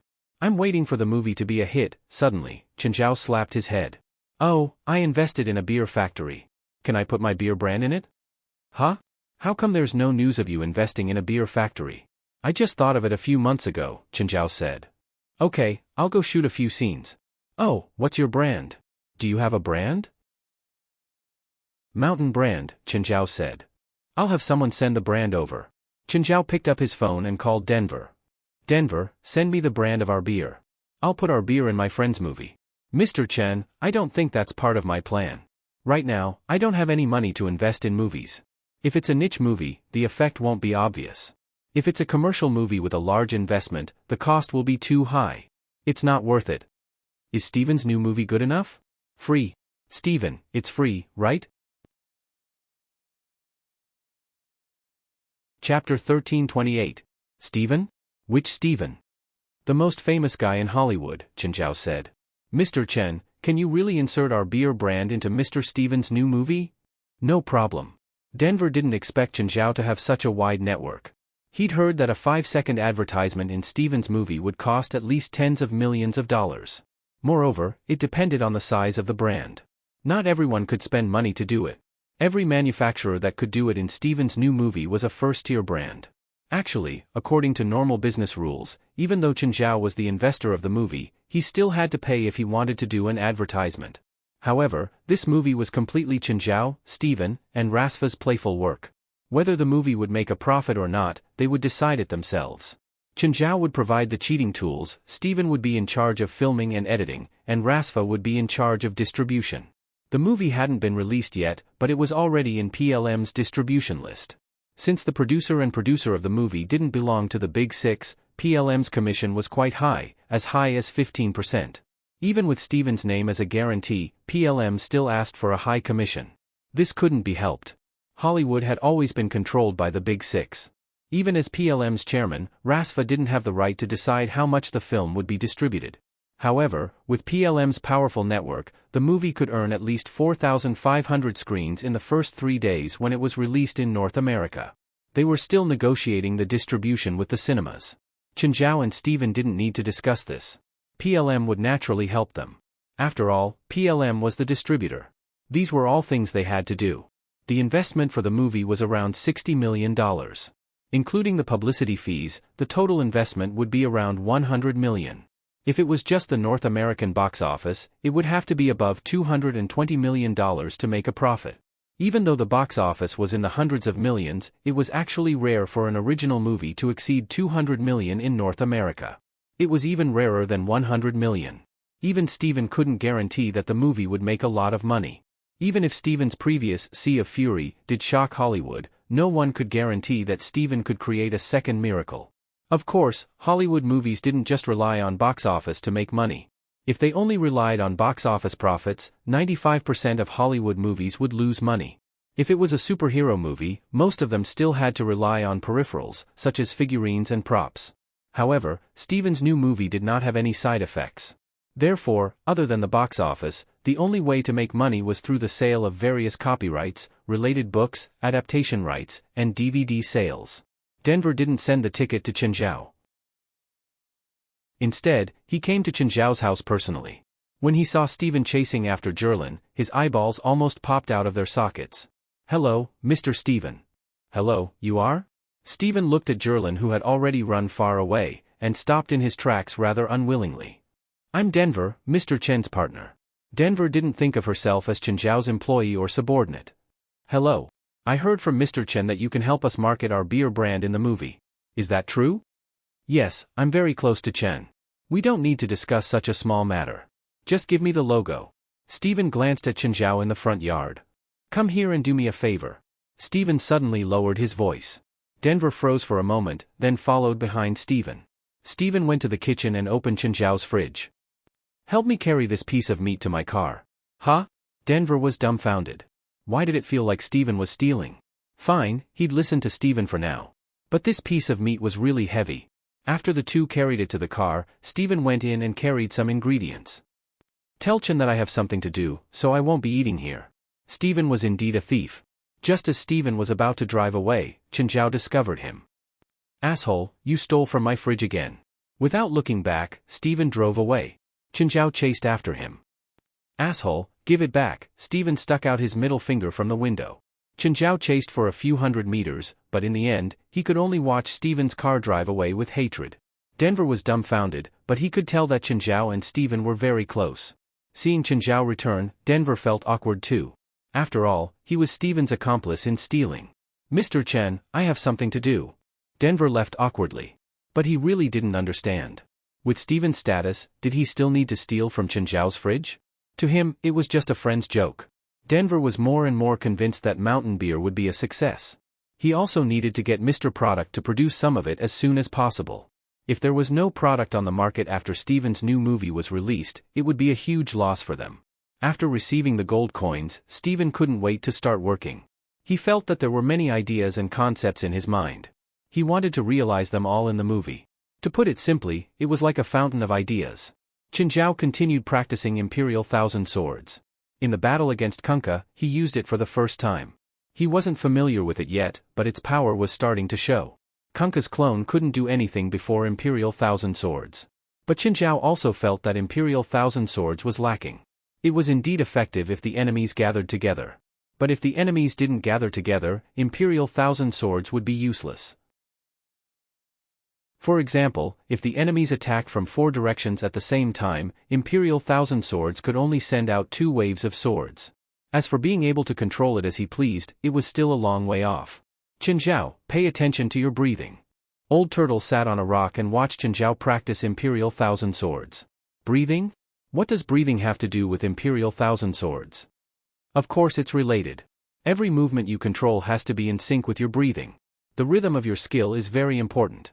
Maintain a sense of rhythm. Qinzhao tried a few times but couldn't find the rhythm. He kept trying, but he still failed.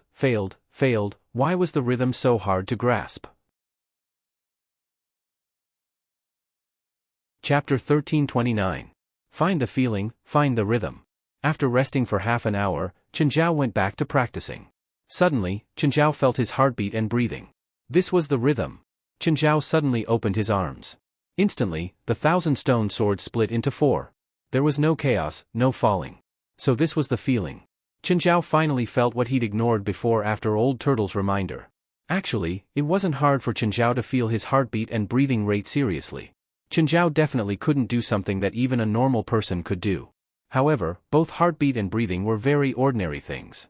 So ordinary that normal people were used to these things and wouldn't notice at all. In a normal battle, Qinzhao wouldn't pay attention to these things either. When Qinzhao was controlling the 4 sword tides, the feeling disappeared again. For some reason, Qinzhao suddenly felt tired and sleepy. It wasn't because he'd used too much magic power. Moreover, the drowsiness came too suddenly. Qinzhao was very awake. But the drowsiness grew stronger. Qinzhao tried his best to resist the drowsiness. Huh? Old Turtle looked a bit surprised. Old Turtle, why do I feel so sleepy? Come here and let me see. Old Turtle waved his hand. Qinzhao went to Old Turtle. Old Turtle put his finger on Qinzhao's pulse and looked even more surprised. Old Turtle, is there a problem with my cultivation? No, there's no problem. This is a sign of spiritual movement. What's spiritual movement? Shang-Qing state. Emptiness is also divided into 4 realms: spiritual movement, embryonic breathing, sitting death, and spiritual silence. You're a sign of spiritual movement right now. What will happen to spiritual movement? What do I need to do? Nothing, but you'll feel more and more sleepy. Don't resist. If you want to sleep, sleep. You'll complete spiritual movement in your dreams. You'll be fine as long as you don't fall asleep during battle. How long will I sleep for? Not sure. You'll have spiritual movement symptoms a few times in the beginning. At most a few days, at least a few hours. You'll wake up after you've slept enough. When you reach the real spiritual movement state, you won't be able to resist. You'll sleep for 81 days. So, you'd better move forward. Otherwise, you might not make it for your second child. Qinzhao's expression changed. Fei Lai was almost 8 months pregnant.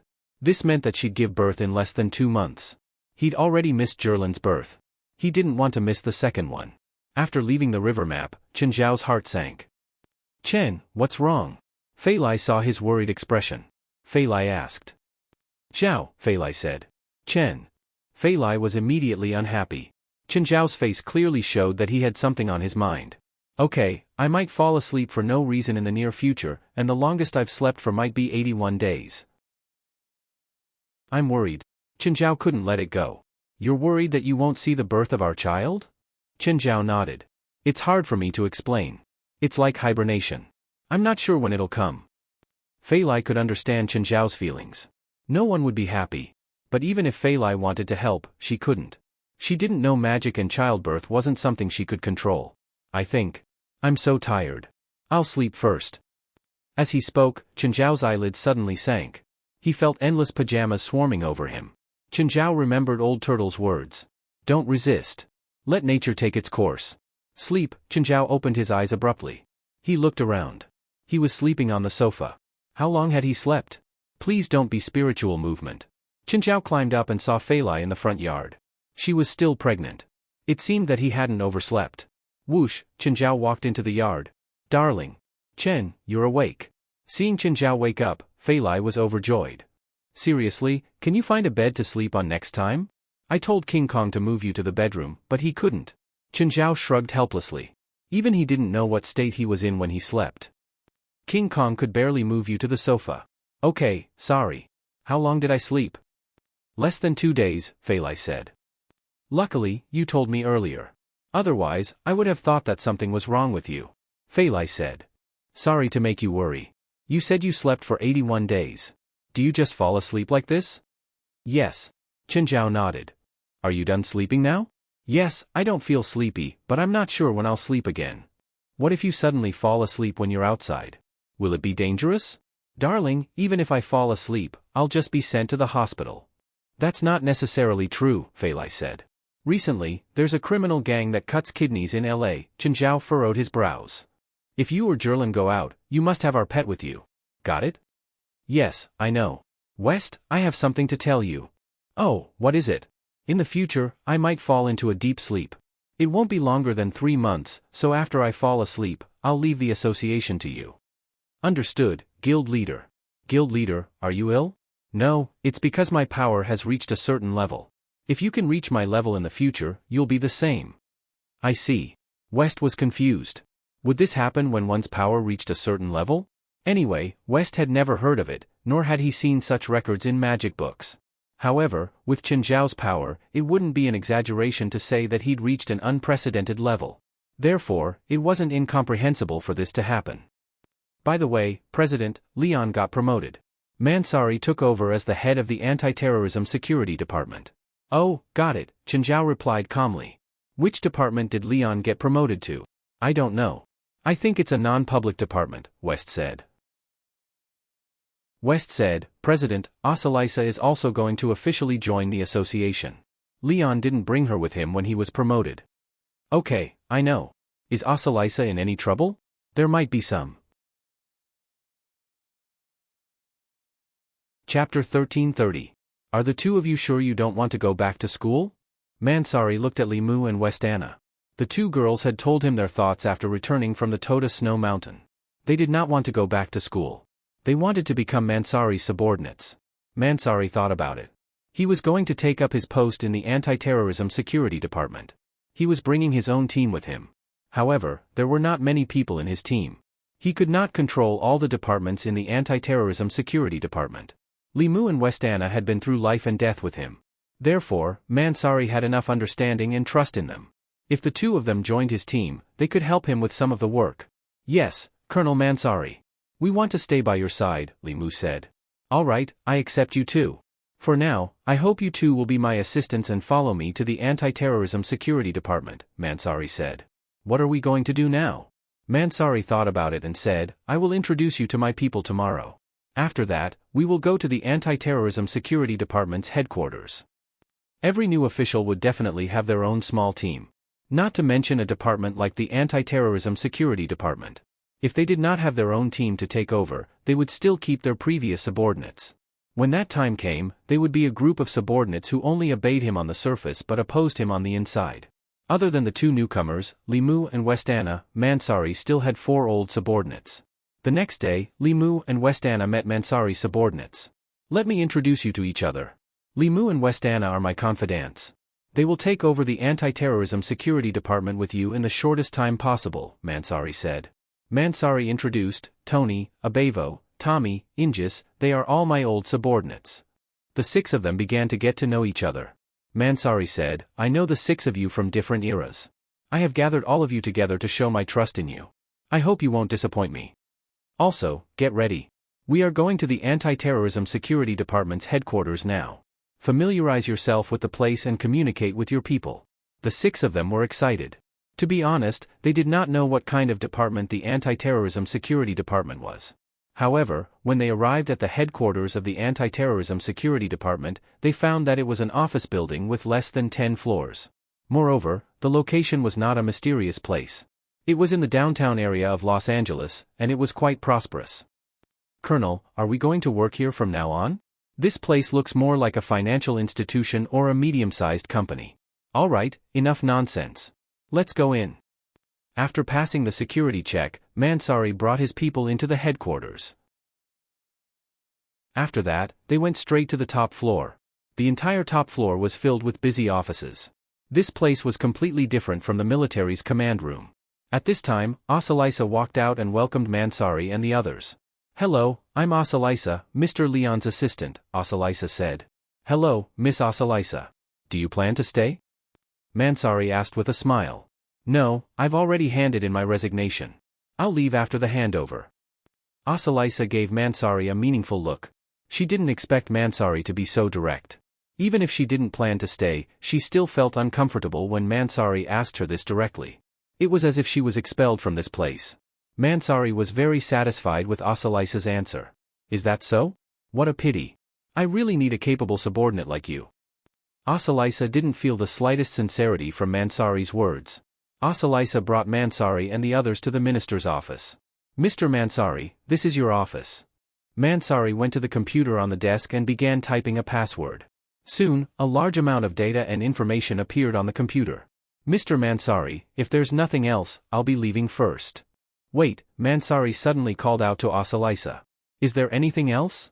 "Wait." Mansari's attention was on the computer.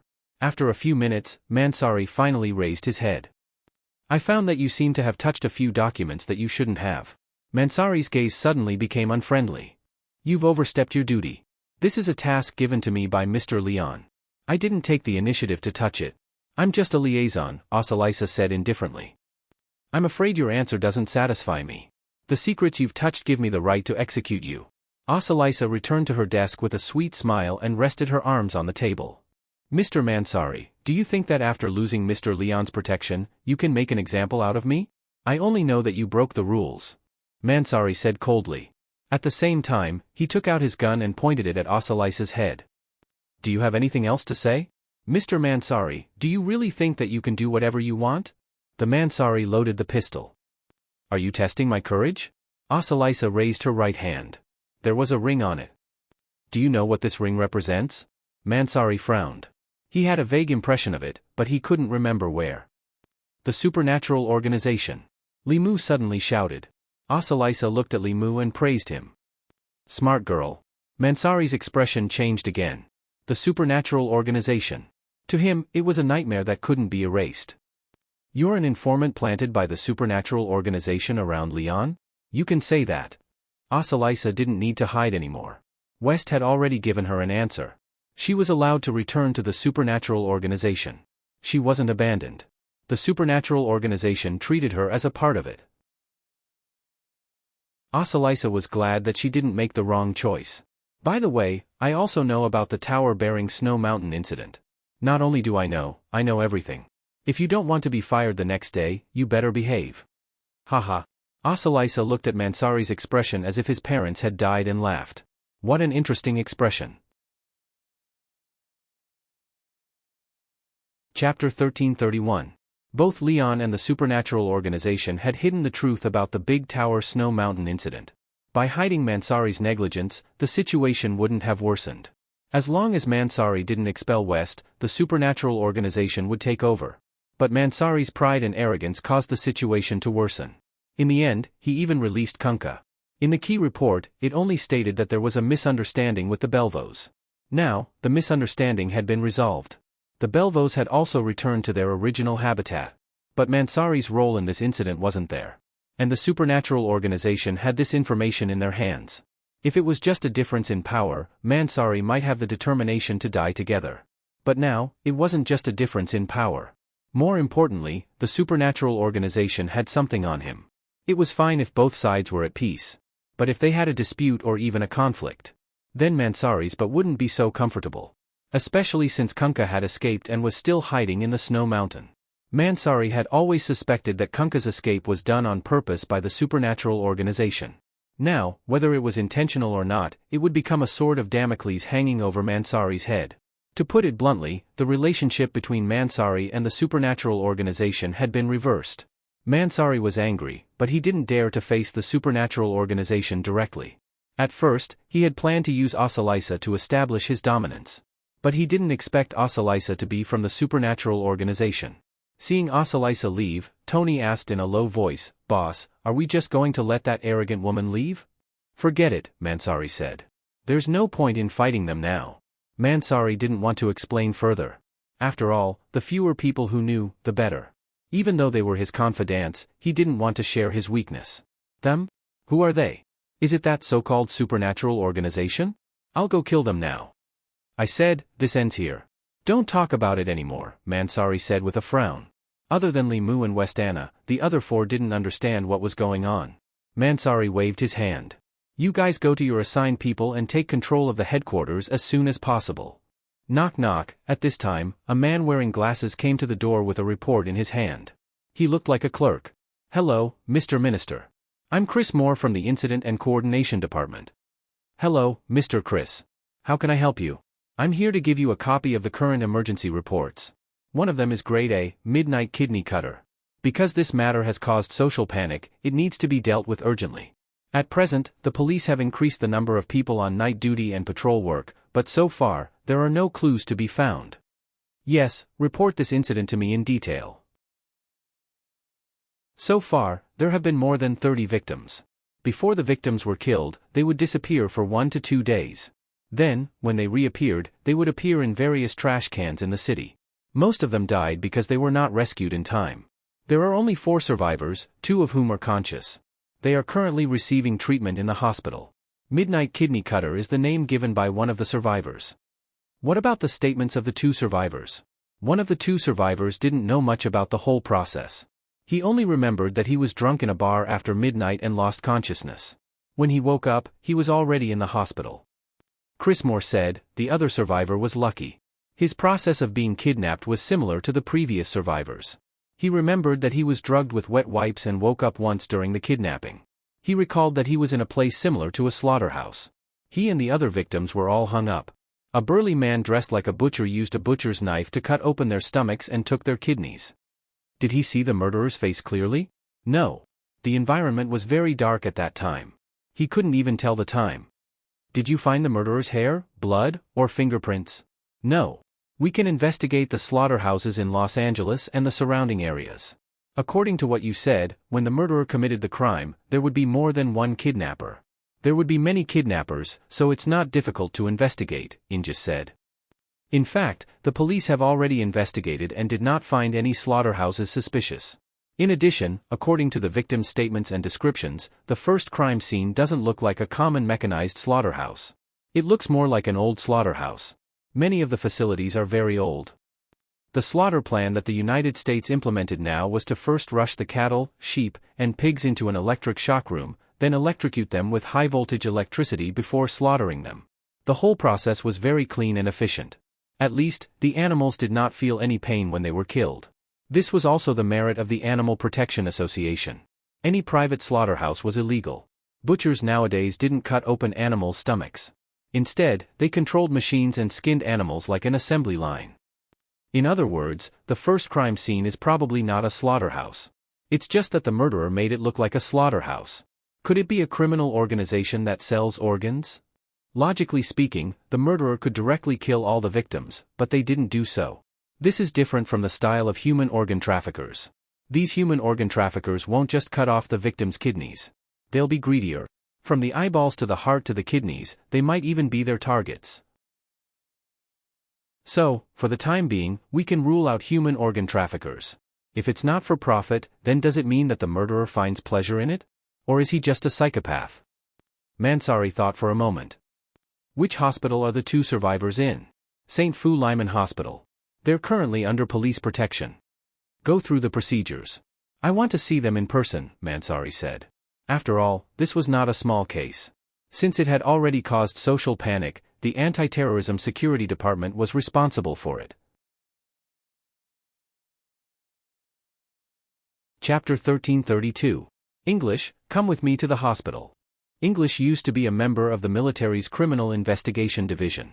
Usually, it was more difficult to solve a case in the military's Criminal Investigation Division than a regular criminal investigation. That was because their targets were soldiers. And the military knew much more than ordinary people. Most of the time, they would destroy a lot of evidence. The investigators couldn't collect any evidence.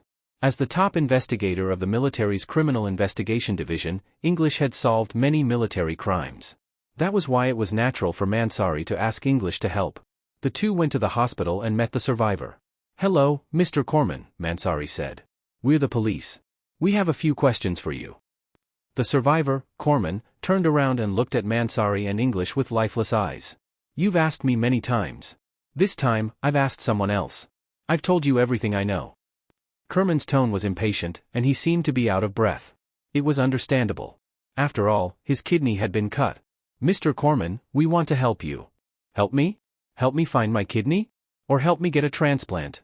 English said, "Mr. Corman, it's not impossible to find your kidney, but you have to be willing to help us. You're our only clue.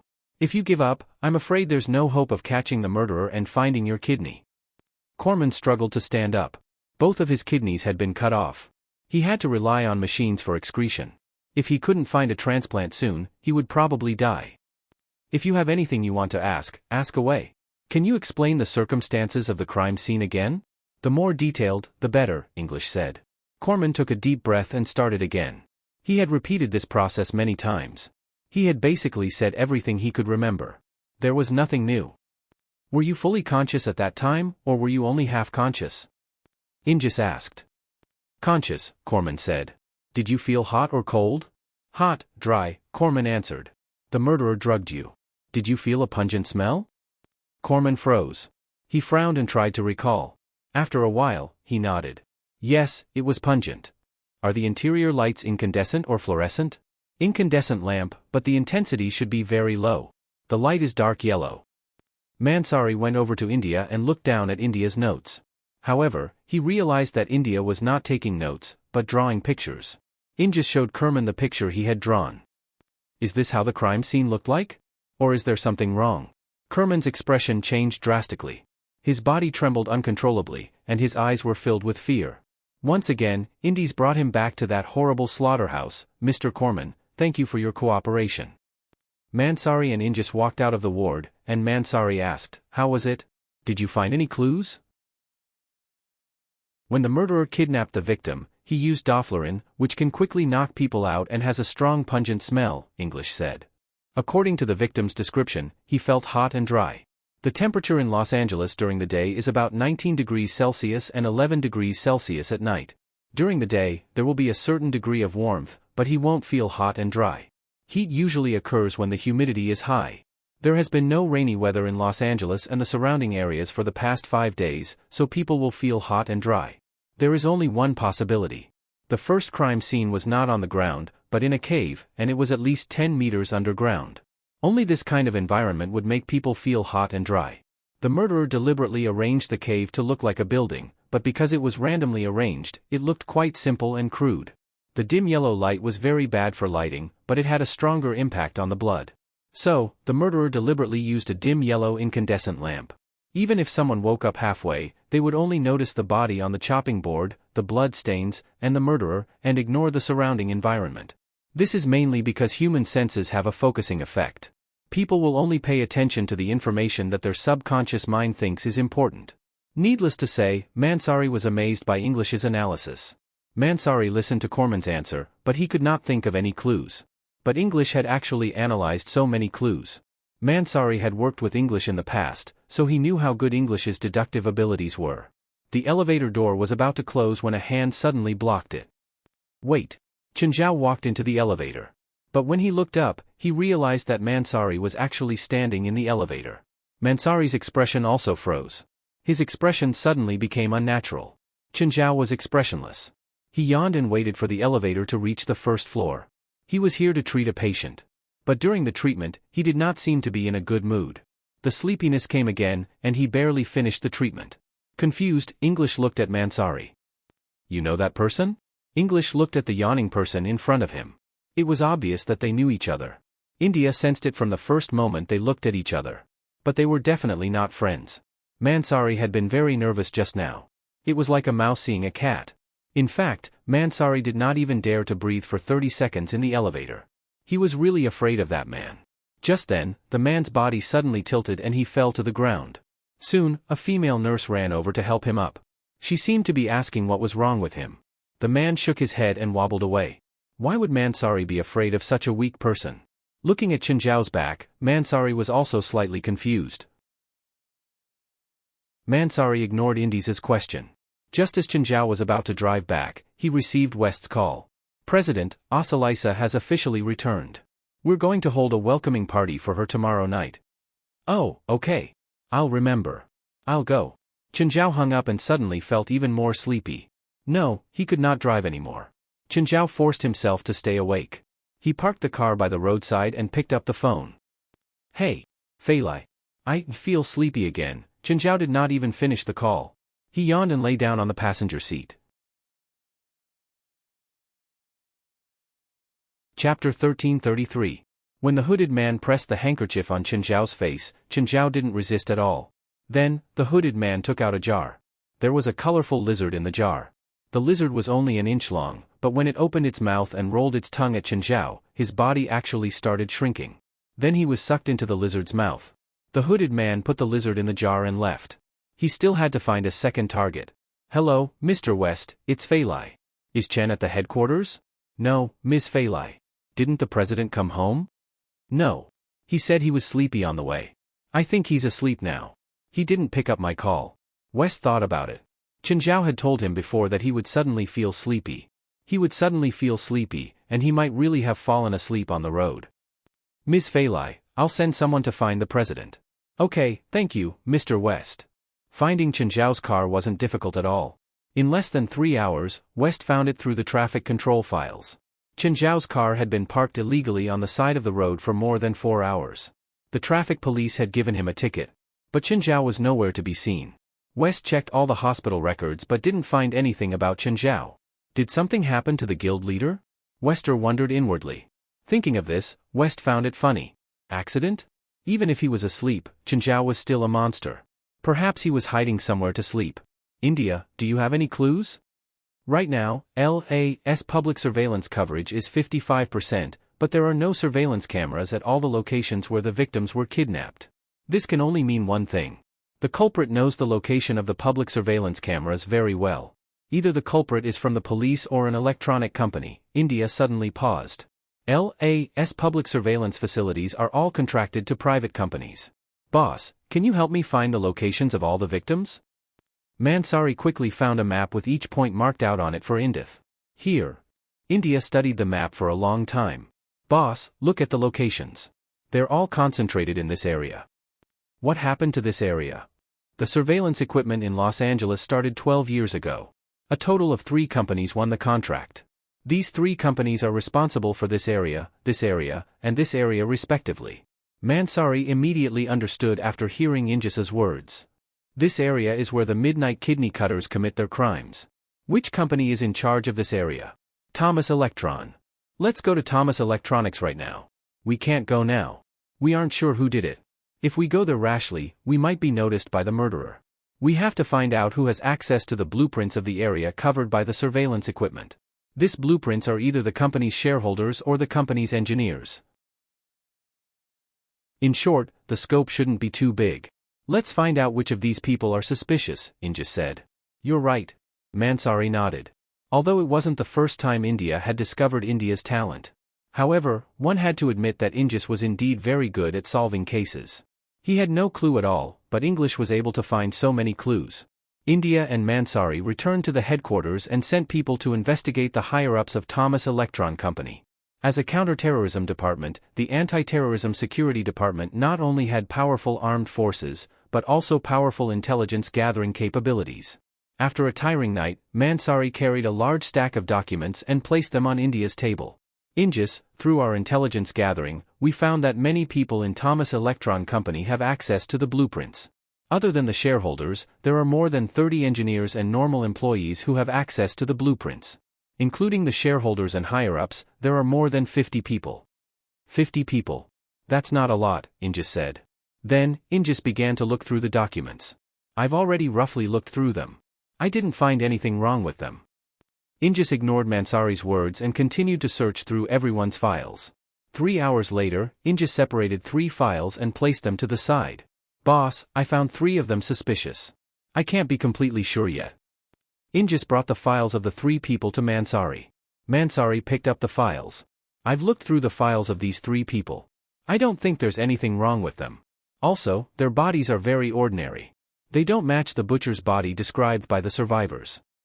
The information provided by the survivors might not be accurate or correct. Kerman wasn't conscious at the time. We can use it as a reference, but we can't use it as evidence, Inges said. When investigating cases, there's a rule. There's a 50% chance that the witnesses provide false information. Why? Because they'll process the information themselves and then state it. They're not lying on purpose. For example, in the famous plane crash, the witnesses said that the plane exploded in the sky and then fell to the ground. However, after investigation, we found out that the plane actually exploded after it hit the ground. The witnesses got the sequence of the crash and explosion wrong. It's the same for Kerman. Most of the information he provided isn't very accurate. He said that he was conscious at the time, but in my opinion, he said that he was conscious. Then what should we do next? Interact with these 3 people, Inges said. I need to interact with them before I can determine if there's a problem with them. Mansari trusted Inges's judgment. The 2 of them didn't rest and went straight to Thomas's company. They called the CEO of Thomas's company and asked him to call the 3 people that Inges suspected to his office. Inges, don't we need to separate them? Inges shook his head and said, separate interrogation is usually used to prevent suspects from colluding to confess. The 3 of them aren't accomplices. If one of them answers wrongly, it'll be easy for the other 2 to correct it. This will help us determine the suspects. This also means that if there's a real murderer among the 3, it'll be difficult for the murderer to lie. Mansari learned another trick. He was really amazed by Inges's criminal investigation ability. With Inges under his command, it would be very helpful for his management of the Anti-Terrorism Security Department. At this time, the 3 people that Inges suspected arrived in the office one after another. Chapter 1334. Mansari looked at the aimless conversation between Inges and the 3 of them. It didn't seem like an interrogation at all. It was more like a casual chat. Mansari was a little displeased. He tried to hint Ingrid to get to the point several times. However, Ingrid didn't seem to understand Mansari's intention. After chatting for half an hour, he told the 3 people to leave. Ingrid, what's wrong with you? This isn't your normal state. Boss, I already know who the murderer is. Ingrid looked at the figure outside the glass door. You know? The one who walked in first, Suk. He's tall and skinny. He's the murderer. Why didn't you say so earlier? Mansari immediately rushed into the office. Don't chase him. Ingrid stopped Mansari. Why? Mansari stopped. Although he was anxious, he believed in Ingrid. That person just threatened me with a secret code. If we do anything here, he'll kill everyone in the company. Can he do it?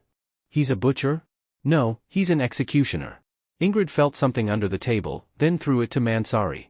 Mansari was from the military, so he knew what it was. Yellow. Such a big thing. When did it get stuck under the table? I don't know, Ingrid said. You let him go just like that? They can't run, Ingrid said. Before coming up, I installed a tracking device on their cars. When did you install it? Why didn't I know? Mansari was an elite, but he didn't know Ingrid had done it. I was in a hurry to go to the toilet when I got out of the car. I installed it then. I'll call for help, Mansari said. But just as he was about to leave, suddenly, the ground shook and began to sink. Oh no, rumble, the whole building was sinking. Mansari and Ingrid immediately jumped out of the window. Then they fell from the 5th floor. But they were lucky, because there was a car below. The 2 hit the car with their backs. By then, the office building they were in was in ruins. It was the most professional demolition method. That Suku had already installed a bomb in this office building that could be used to blow up buildings. Both of their faces were a little pale, and it wasn't just because they had just survived a disaster. It was also because of Suku's ruthlessness. I want to kill that bastard. I want to kill that bastard. Mancheri roared. There were at least 100 white-collar workers in this building. This was a terrorist attack. For Mansari, who had just taken office, to have such a serious terrorist attack happen within his jurisdiction was a very serious matter. No, to any country at any time, it would be a very serious terrorist attack. Where does that bastard live? Boss, he's definitely not at home, but don't worry, I've installed a tracking device on his car, he can't escape. Mansari immediately made a call to his subordinates. Bring 2 teams to meet up with me. Bring all the weapons from the headquarters. Now. Immediately. Immediately. Mansali's expression was completely distorted. There was an indescribable rage burning in his chest. Somewhere in the desert of Los Angeles, inside a crude cave. Tens of containers were placed here, each containing a kidney soaked in formalin. This was Suku's workshop. This was where he performed surgery on those unlucky fellows. Suku took out a jar and let out the bright-colored lizard. However, the lizard seemed to have lost its vitality and its movements became sluggish. He wobbled on the table for a few steps before he stopped moving. Eh? How did it die? Suku frowned and used his finger to poke the lizard. How did it die? How did this happen? This lizard had just been bought not long ago. How could it die so quickly? The previous lizard had lived for 4 years. Damn it, did that guy lie to me? He deliberately sold me low-quality goods? Suku's face was ashen. He picked up the phone and dialed a number. Hello, it's me, Suku. The lizard you sold me is dead. You must give me an explanation. That's impossible. I wouldn't sell you low-quality goods unless you did something stupid and used them to control powerful spiritualists. I didn't, Suku said. My targets are all normal people. I won't offend spiritualists. We've worked together for 100 years. How dare you lie to me? We provide the source and the lizard, and you provide the soul essence. Our deal has always been fair. I don't need to trick you with low-quality goods. The lizard I sold you was hatched from the same mother's egg. But it's dead now. I need an explanation. If you can't give me an explanation, then our deal ends here. I'll find another buyer. We've worked together for 100 years and done 4 deals. The first 3 never had any problems. That's why I called you instead of cutting off contact with you immediately. Fine, I'll send someone to check. If there's really a problem with the lizard I provided, I'll give you a live one. Okay. Just as Suku hung up the phone, the alarm suddenly rang. Suku frowned. He walked to the entrance of the cave and looked with his binoculars. A large number of cars were coming from the distance. Damn it, they actually found their way here. Suku muttered to himself, looks like it's time to move. However, Suku wasn't in a hurry to escape. Instead, he unhurriedly moved the bottles and jars to the back of his truck. Rumbling noises came from the distance. It seemed that the guys had already triggered the trap. It took Suku 20 minutes to put the bottles and jars back together. Then, he returned to the cave and began to move the prey that hadn't had their kidneys removed to the truck. However, when he moved the last one, he realized that the man was very heavy. Very, very heavy. Why couldn't he move it? Suku tried a few times, but it didn't budge. Suku was about to give up when he suddenly heard footsteps outside. Damn it, aren't they all dead? So many strong bombs, but they didn't all die. Suku pulled a lever on the wall and activated the trap in the cave. Instantly, tragic screams came from outside. Suku had placed a large amount of concentrated sulfuric acid above the cave. The moment he pulled the lever, all the acid poured down. Chapter 1335.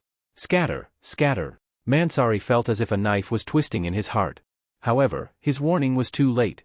A few of them reacted quickly and dashed out of the range of the concentrated sulfuric acid. However, those who were too slow couldn't be saved. The air was filled with a pungent smell and a disgusting stench. He looked back at his subordinates who had been drenched in the concentrated sulfuric acid. They didn't die immediately, but their skin had fallen off completely. Their bodies were covered in blood, and the clothes on their bodies were stuck to their skin. This time, Tony had brought 50 people with him. He and Indies had also come with them. More than a dozen people detonated the landmines as soon as they arrived. More than a dozen people were killed on the spot. At this moment, Indies and Mansari were filled with regret. If they had known this would happen, they wouldn't have been so reckless. The fact that the office building had been blown up was proof enough. Who would have thought that this butcher would dare to place so many landmines in front of his house? Wasn't he afraid that he would step on them? Tony covered his arm with his hand. His arm was burned. Although it wasn't fatal, it had greatly affected his combat ability. Now, there were less than 20 members of the anti-terrorist force who survived. The surviving members of the anti-terrorist force didn't look good either. Some were frightened, and some felt lucky. Be careful. Be on full alert, Tony said in a low voice while he made a combat gesture. Tony took a step forward. Suddenly, a piece of steel shot out from a gap in the wall. Tony's body froze. The next moment, his head and body were cut open. Tony! Mansari was shocked and furious. This unforeseen event was too sudden. It was so sudden that everyone was caught off guard. This cave was full of traps. However, they had no way out now. I don't want to stay here. I don't want to stay here. I want to leave. An elite member of the anti-terrorist force had completely collapsed. He fled in a panic. However, he lost his footing and fell into a puddle of concentrated sulfuric acid. Cough. Ah. Help. Help. When the anti-terrorist raised his head and struggled, he found that the skin on his face had disappeared, leaving behind only a bloody mess. But soon, he stopped screaming because he had choked on the concentrated sulfuric acid. Everyone shuddered with fear. It was horrible. This place was like a slaughterhouse, a killing hell. What kind of person would set up such a place? The number of mechanisms and traps here was enough to make one's hair stand on end. It was as if any movement could trigger a trap. Every few steps, a person would die. A steel wire suddenly stretched taut in the middle of the crowd, and 2 more people were directly cut open by the steel wire. But before they could calm down, a hand reached out from the darkness and pulled a person into the darkness. Ah! A scream came from the darkness. The murderer is right in front of us. Shoot! Shoot! Da-da-da! But at this moment, a large amount of gas suddenly surged out. Not good, it's poisonous gas. Hold your breath, hold your breath. At this time, the gas had already spread out. She smelled the faint sweetness of the gas. It's vanille zinc and fluorine. Otis suddenly felt weak. Hold on, hold on. Benzalkonium will evaporate very soon. Otis held onto the wall with difficulty, trying his best to keep his body from collapsing. But someone had already fallen to the ground. Benzalkonium fluoride was not an ordinary chemical element, but a special synthetic drug for the military. Otis knew how to synthesize benzalkonium fluoride, but it was almost impossible to synthesize under normal circumstances. Due to the lack of synthetic machines, it was impossible to synthesize it with primitive conditions. Benzalkonium fluoride was not fatal, but it would paralyze the nerves in a very short time. Its effect was similar to anesthetics, but it would only make the body weak without paralyzing the nerves. When benzalkonium fluoride came into contact with the air, it would evaporate in a very short time. Therefore, if they hadn't inhaled benzalkonium fluoride, they would have been able to hold on for 1 minute. It was not difficult for well-trained soldiers to hold their breath for 1 minute. To remind the others, Otis opened his mouth and inhaled benzalkonium fluoride. A few soldiers hadn't fallen, and it seemed that they had made it. But at this moment, a black hook flew out from the darkness and latched onto the shoulder of a counter-strike. The chain on the hook pulled, and the counter-strike was pulled into the darkness. Wearing a gas mask, Suku walked out with a pair of hooks in his hands, and there were bloodstains on the hooks. The soldiers who hadn't fallen immediately attacked him. However, Suku waved the 2 hooks, and the bullets couldn't penetrate the defense of the hooks. Edith and the other soldiers were stunned. This person's use of the hook was too godly. How could he block bullets like that? Was this a movie? The hooks in Suku's left hand suddenly split into 5, and they hooked onto the shoulders of 5 counter-strikes at the same time. Then, he pulled the 5 counter-strikes to his front. The hooks in his right hand cut through the air, and the necks of the 5 counter-strikes were cut open at the same time. Otis looked at Suku breathlessly. He was stabbing his thigh with the saber, hoping to get rid of the benzalkonium fluoride with the pain. Suku took off his gas mask and looked at Otis. Mr. Otis, Mr. Mansari, we meet again. A smile appeared on Suku's face. Don't worry, I won't kill you now. You are my prey, and I like strong kidneys. What on earth are you? What am I? Of course, I'm a human, a real human. Suku waved the sickle lightly. Just then, footsteps came from outside the cave. Otis turned his head with difficulty and saw a woman, a beautiful woman with wavy brown hair. She was dressed like a cowboy, with only 1 button on her shirt. Her breasts almost popped out. Of course, Otis and Mansari didn't care how sexy the woman was. They only cared if she was a friend or a foe. Suku, you killed so many people, the woman said. It's a pity. They were all good prey. I had no choice. I tried my best to hold back. Suku wasn't surprised to see the woman. It's a pity that only 2 people were left in the end. Just then, a person walked out from the depths of the cave. Chinzhao walked out while rubbing his head. When Mansari saw Chinzhao come out, he was both surprised and happy. But soon, he was scared again. Was Chinzhao the mastermind behind all this? If that was the case, it would be too scary. Chapter 1336. The cowgirl suddenly pulled out her guns. Bang, bang, but the 2 shots missed. Chinzhao tilted his body and dodged the bullets. The cowgirl wanted to keep shooting. But Chinzhao had already moved. The next moment, Chinzhao grabbed the cowgirl's neck. However, something unexpected happened. The cowgirl didn't know how she did it. Chinzhao felt his hand slip and the cowgirl slipped out of his hand. The cowgirl flew back more than 10 meters and stared at Chinzhao. Mr. Chen, they're midnight kidney cutters. Seeing Chinzhao and the cowgirl fighting, Mansari was relieved and immediately called out. Indies also recognized Chinzhao as the man he'd met at the hospital yesterday. But from Mansari's tone, she seemed very happy to see him here. But he should have seen how terrifying Suk's combat ability was. The 2 hooks in his hands could even block bullets from 5 people's submachine guns. Even if this man was here, what could he change? Midnight kidney cutters? Chenjiao glanced at the cowgirl and then at Suku. So, I'm the prey to be cut off? The cowgirl's body started being covered in scales. Her face became like a lizard's and her body grew taller. Manzali had seen the werewolves, as well as Kunkka and her followers. Now, she saw a woman turn into a lizard. She was somewhat surprised but also felt that it was natural. On the other hand, Indis's face was full of disbelief. It was his first time seeing such a scene, a supernatural event. Chenjiao looked at the cowgirl. Your appearance reminds me of some bad memories. Satanism. I once met them in San Francisco last September. The pupils of the cowgirl who had turned into a lizard man suddenly shrank. It's you?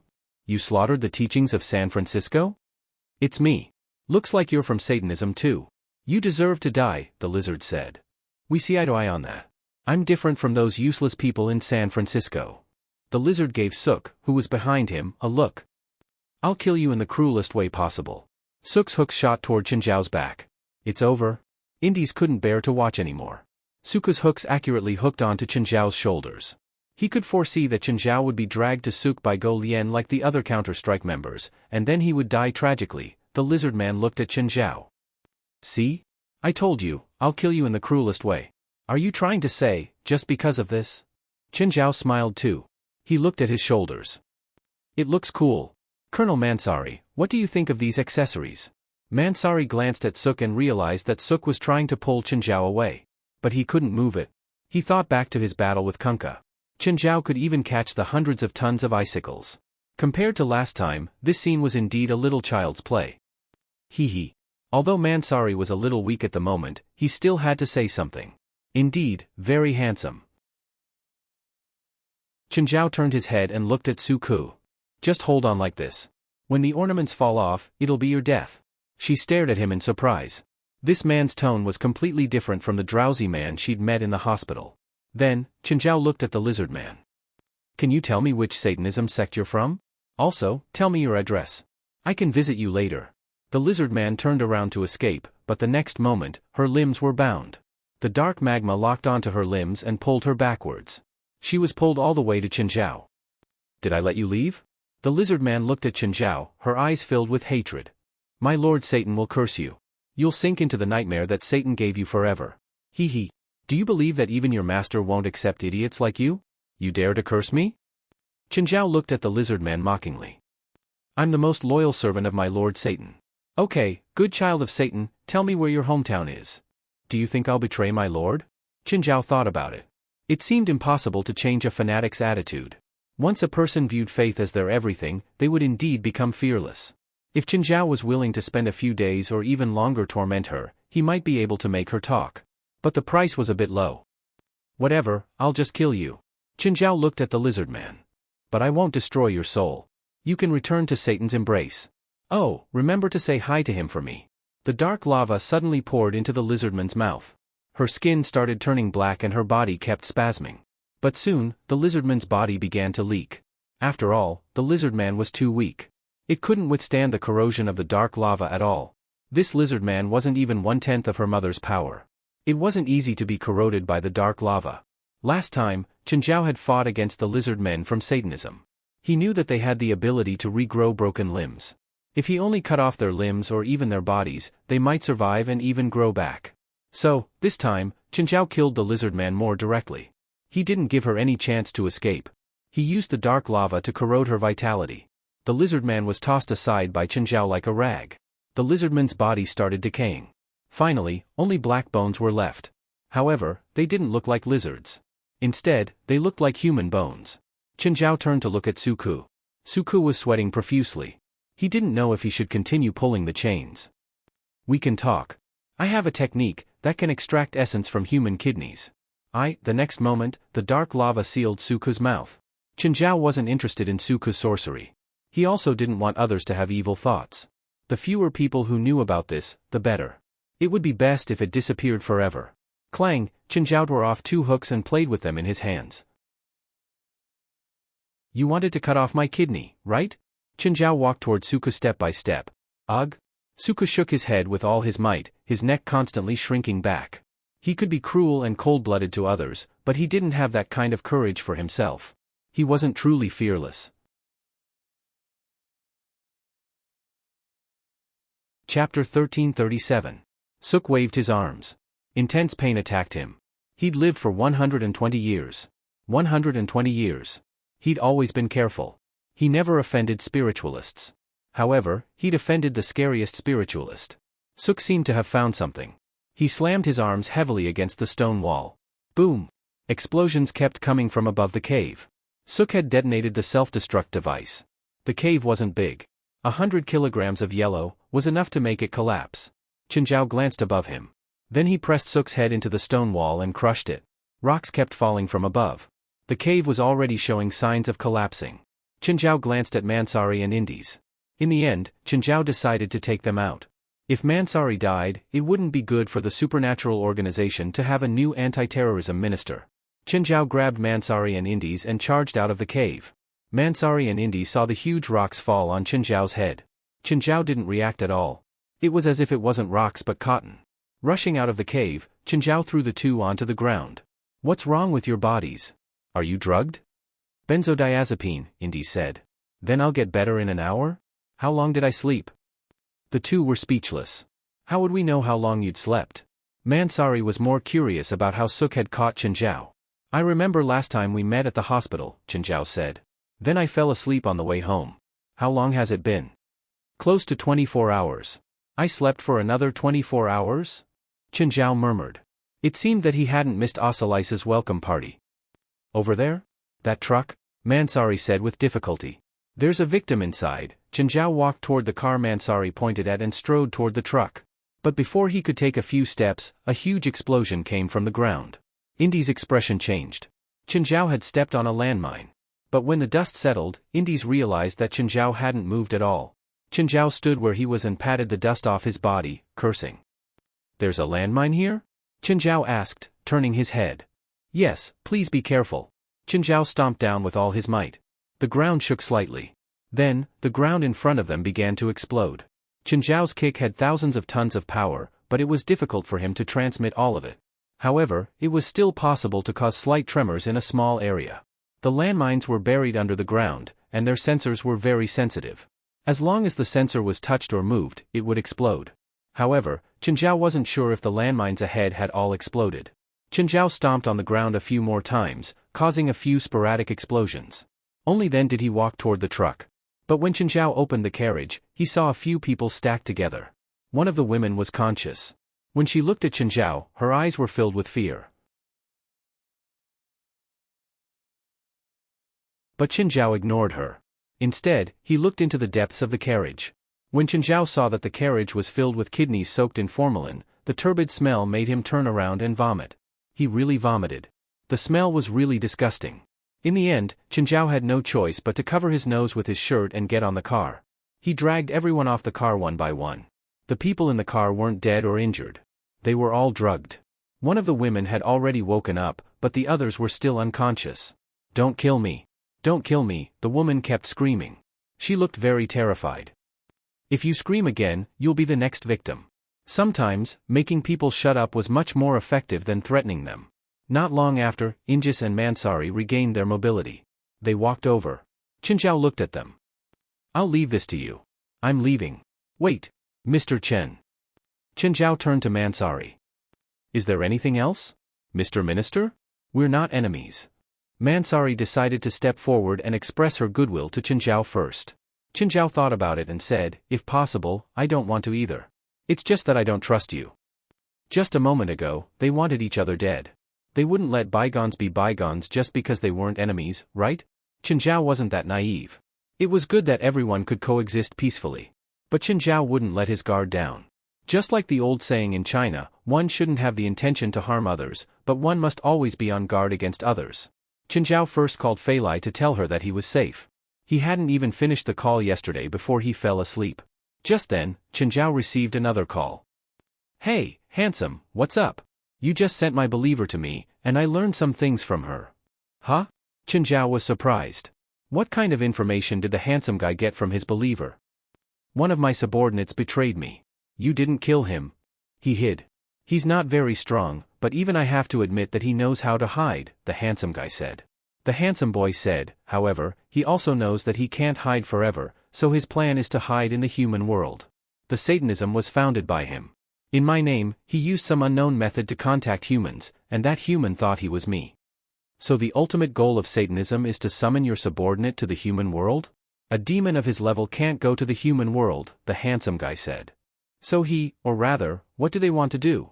This subordinate of mine wants to abandon his own physical body and then forge a physical body in the human world that can accommodate him. Although this physical body will still restrict his power, it is already powerful enough that even you will not be able to contend against him. What should I do? Help me send him back to hell and to me. But you said that I can't beat him. If he abandons his physical body, then his physical body will be exposed to my detection range. I can find his physical body immediately, and then I will transfer his physical body's power to you. Is he a great lord? Chen Zhao asked. No, he's a regular lord, an idiot. He stole a drop of my blood and wants to use it to become a great lord. Okay, I understand. How do I find Satanism?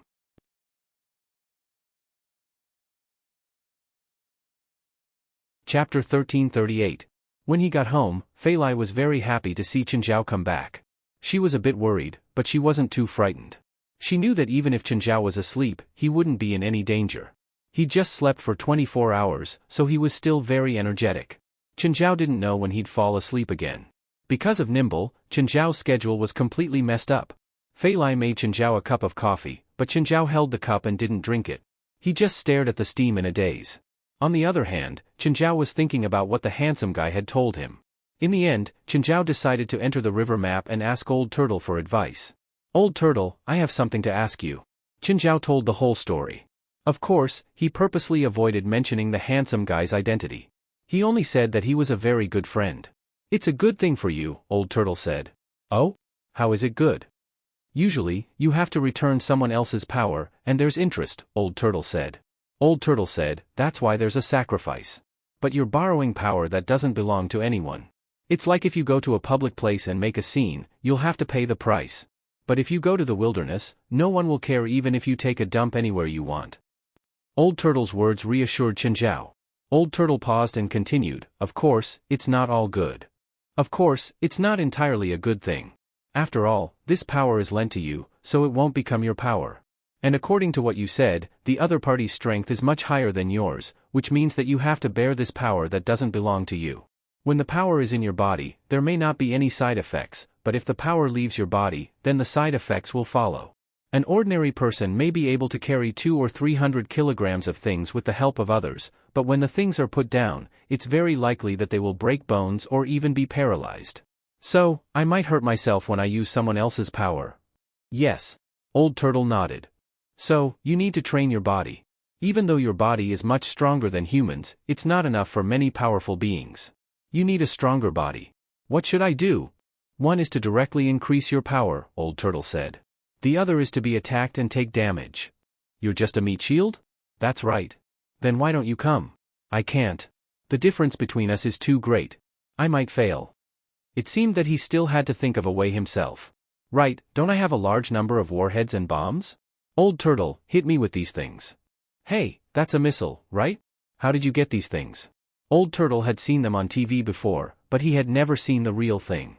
I looted a military base's warehouse before, Chen Zhao said directly, but they were all outdated weapons from the 70s and 80s. Although these things were outdated for decades, they still had some power. Also, because these weapons were very dangerous, they were not easy to destroy. In addition, the cost was also a problem. For example, a missile like this cost more than $100,000. As a weapons exporter, the United States sent a large number of weapons and equipment to the world every year. Although these weapons were outdated, it was still possible to find buyers. For example, countries in Africa or the Middle East. Of course, they were all in his pocket now. Bang! Old Turtle crushed a warhead with one hand. The impact of the explosion sent Chen Zhao flying. On the other hand, Old Turtle, who was in the center of the explosion, was unharmed.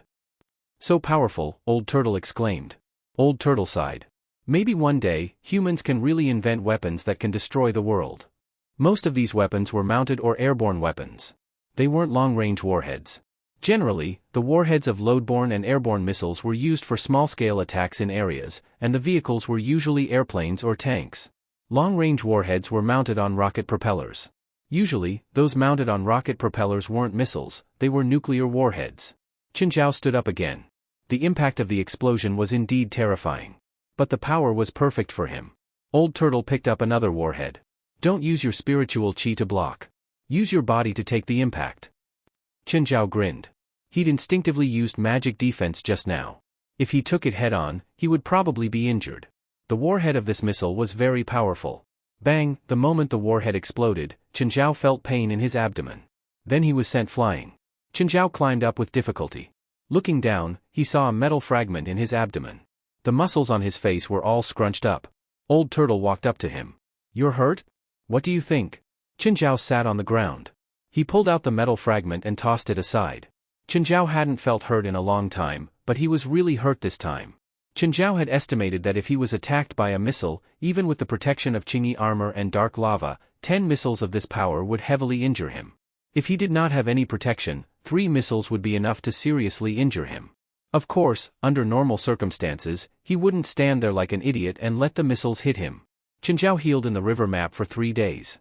Then he started to be hit by the missiles again. Then, he got hurt again. Since he'd chosen this cultivation method, it was inevitable that he would get hurt. If these warheads couldn't harm him, then his cultivation would be meaningless. After a few consecutive injuries, Qin Zhao indeed felt that his physical resistance had increased by quite a bit. Ignoring everything else, for example, the recovery of his injuries. For injuries like the first day, Qin Zhao could recover in less than 2 days. Qin Zhao, this time, I'll detonate 3 warheads at the same time, Old Turtle said. Okay, come on. Boom, boom, boom. In an instant, Qin Zhao was sent flying by the violent impact. Then he stood up again, but what followed was an irresistible smell of pajamas. It's happening again. Qin Zhao laid on the ground and fell asleep. Qin Zhao had been thinking about a question. Nimbleness. What was nimbleness? During this time, apart from feeling sleepy, he didn't discover anything unusual about his magic power or small world. You're tuning into the Dreamy Chapters YouTube channel. We're so grateful for your support, and don't forget to subscribe to join us on this incredible journey through captivating stories. Your generosity through donations truly makes a world of difference, as it's the primary source of revenue that allows me to expand and enhance this channel for you. Thank you from the bottom of my heart for being a part of this adventure.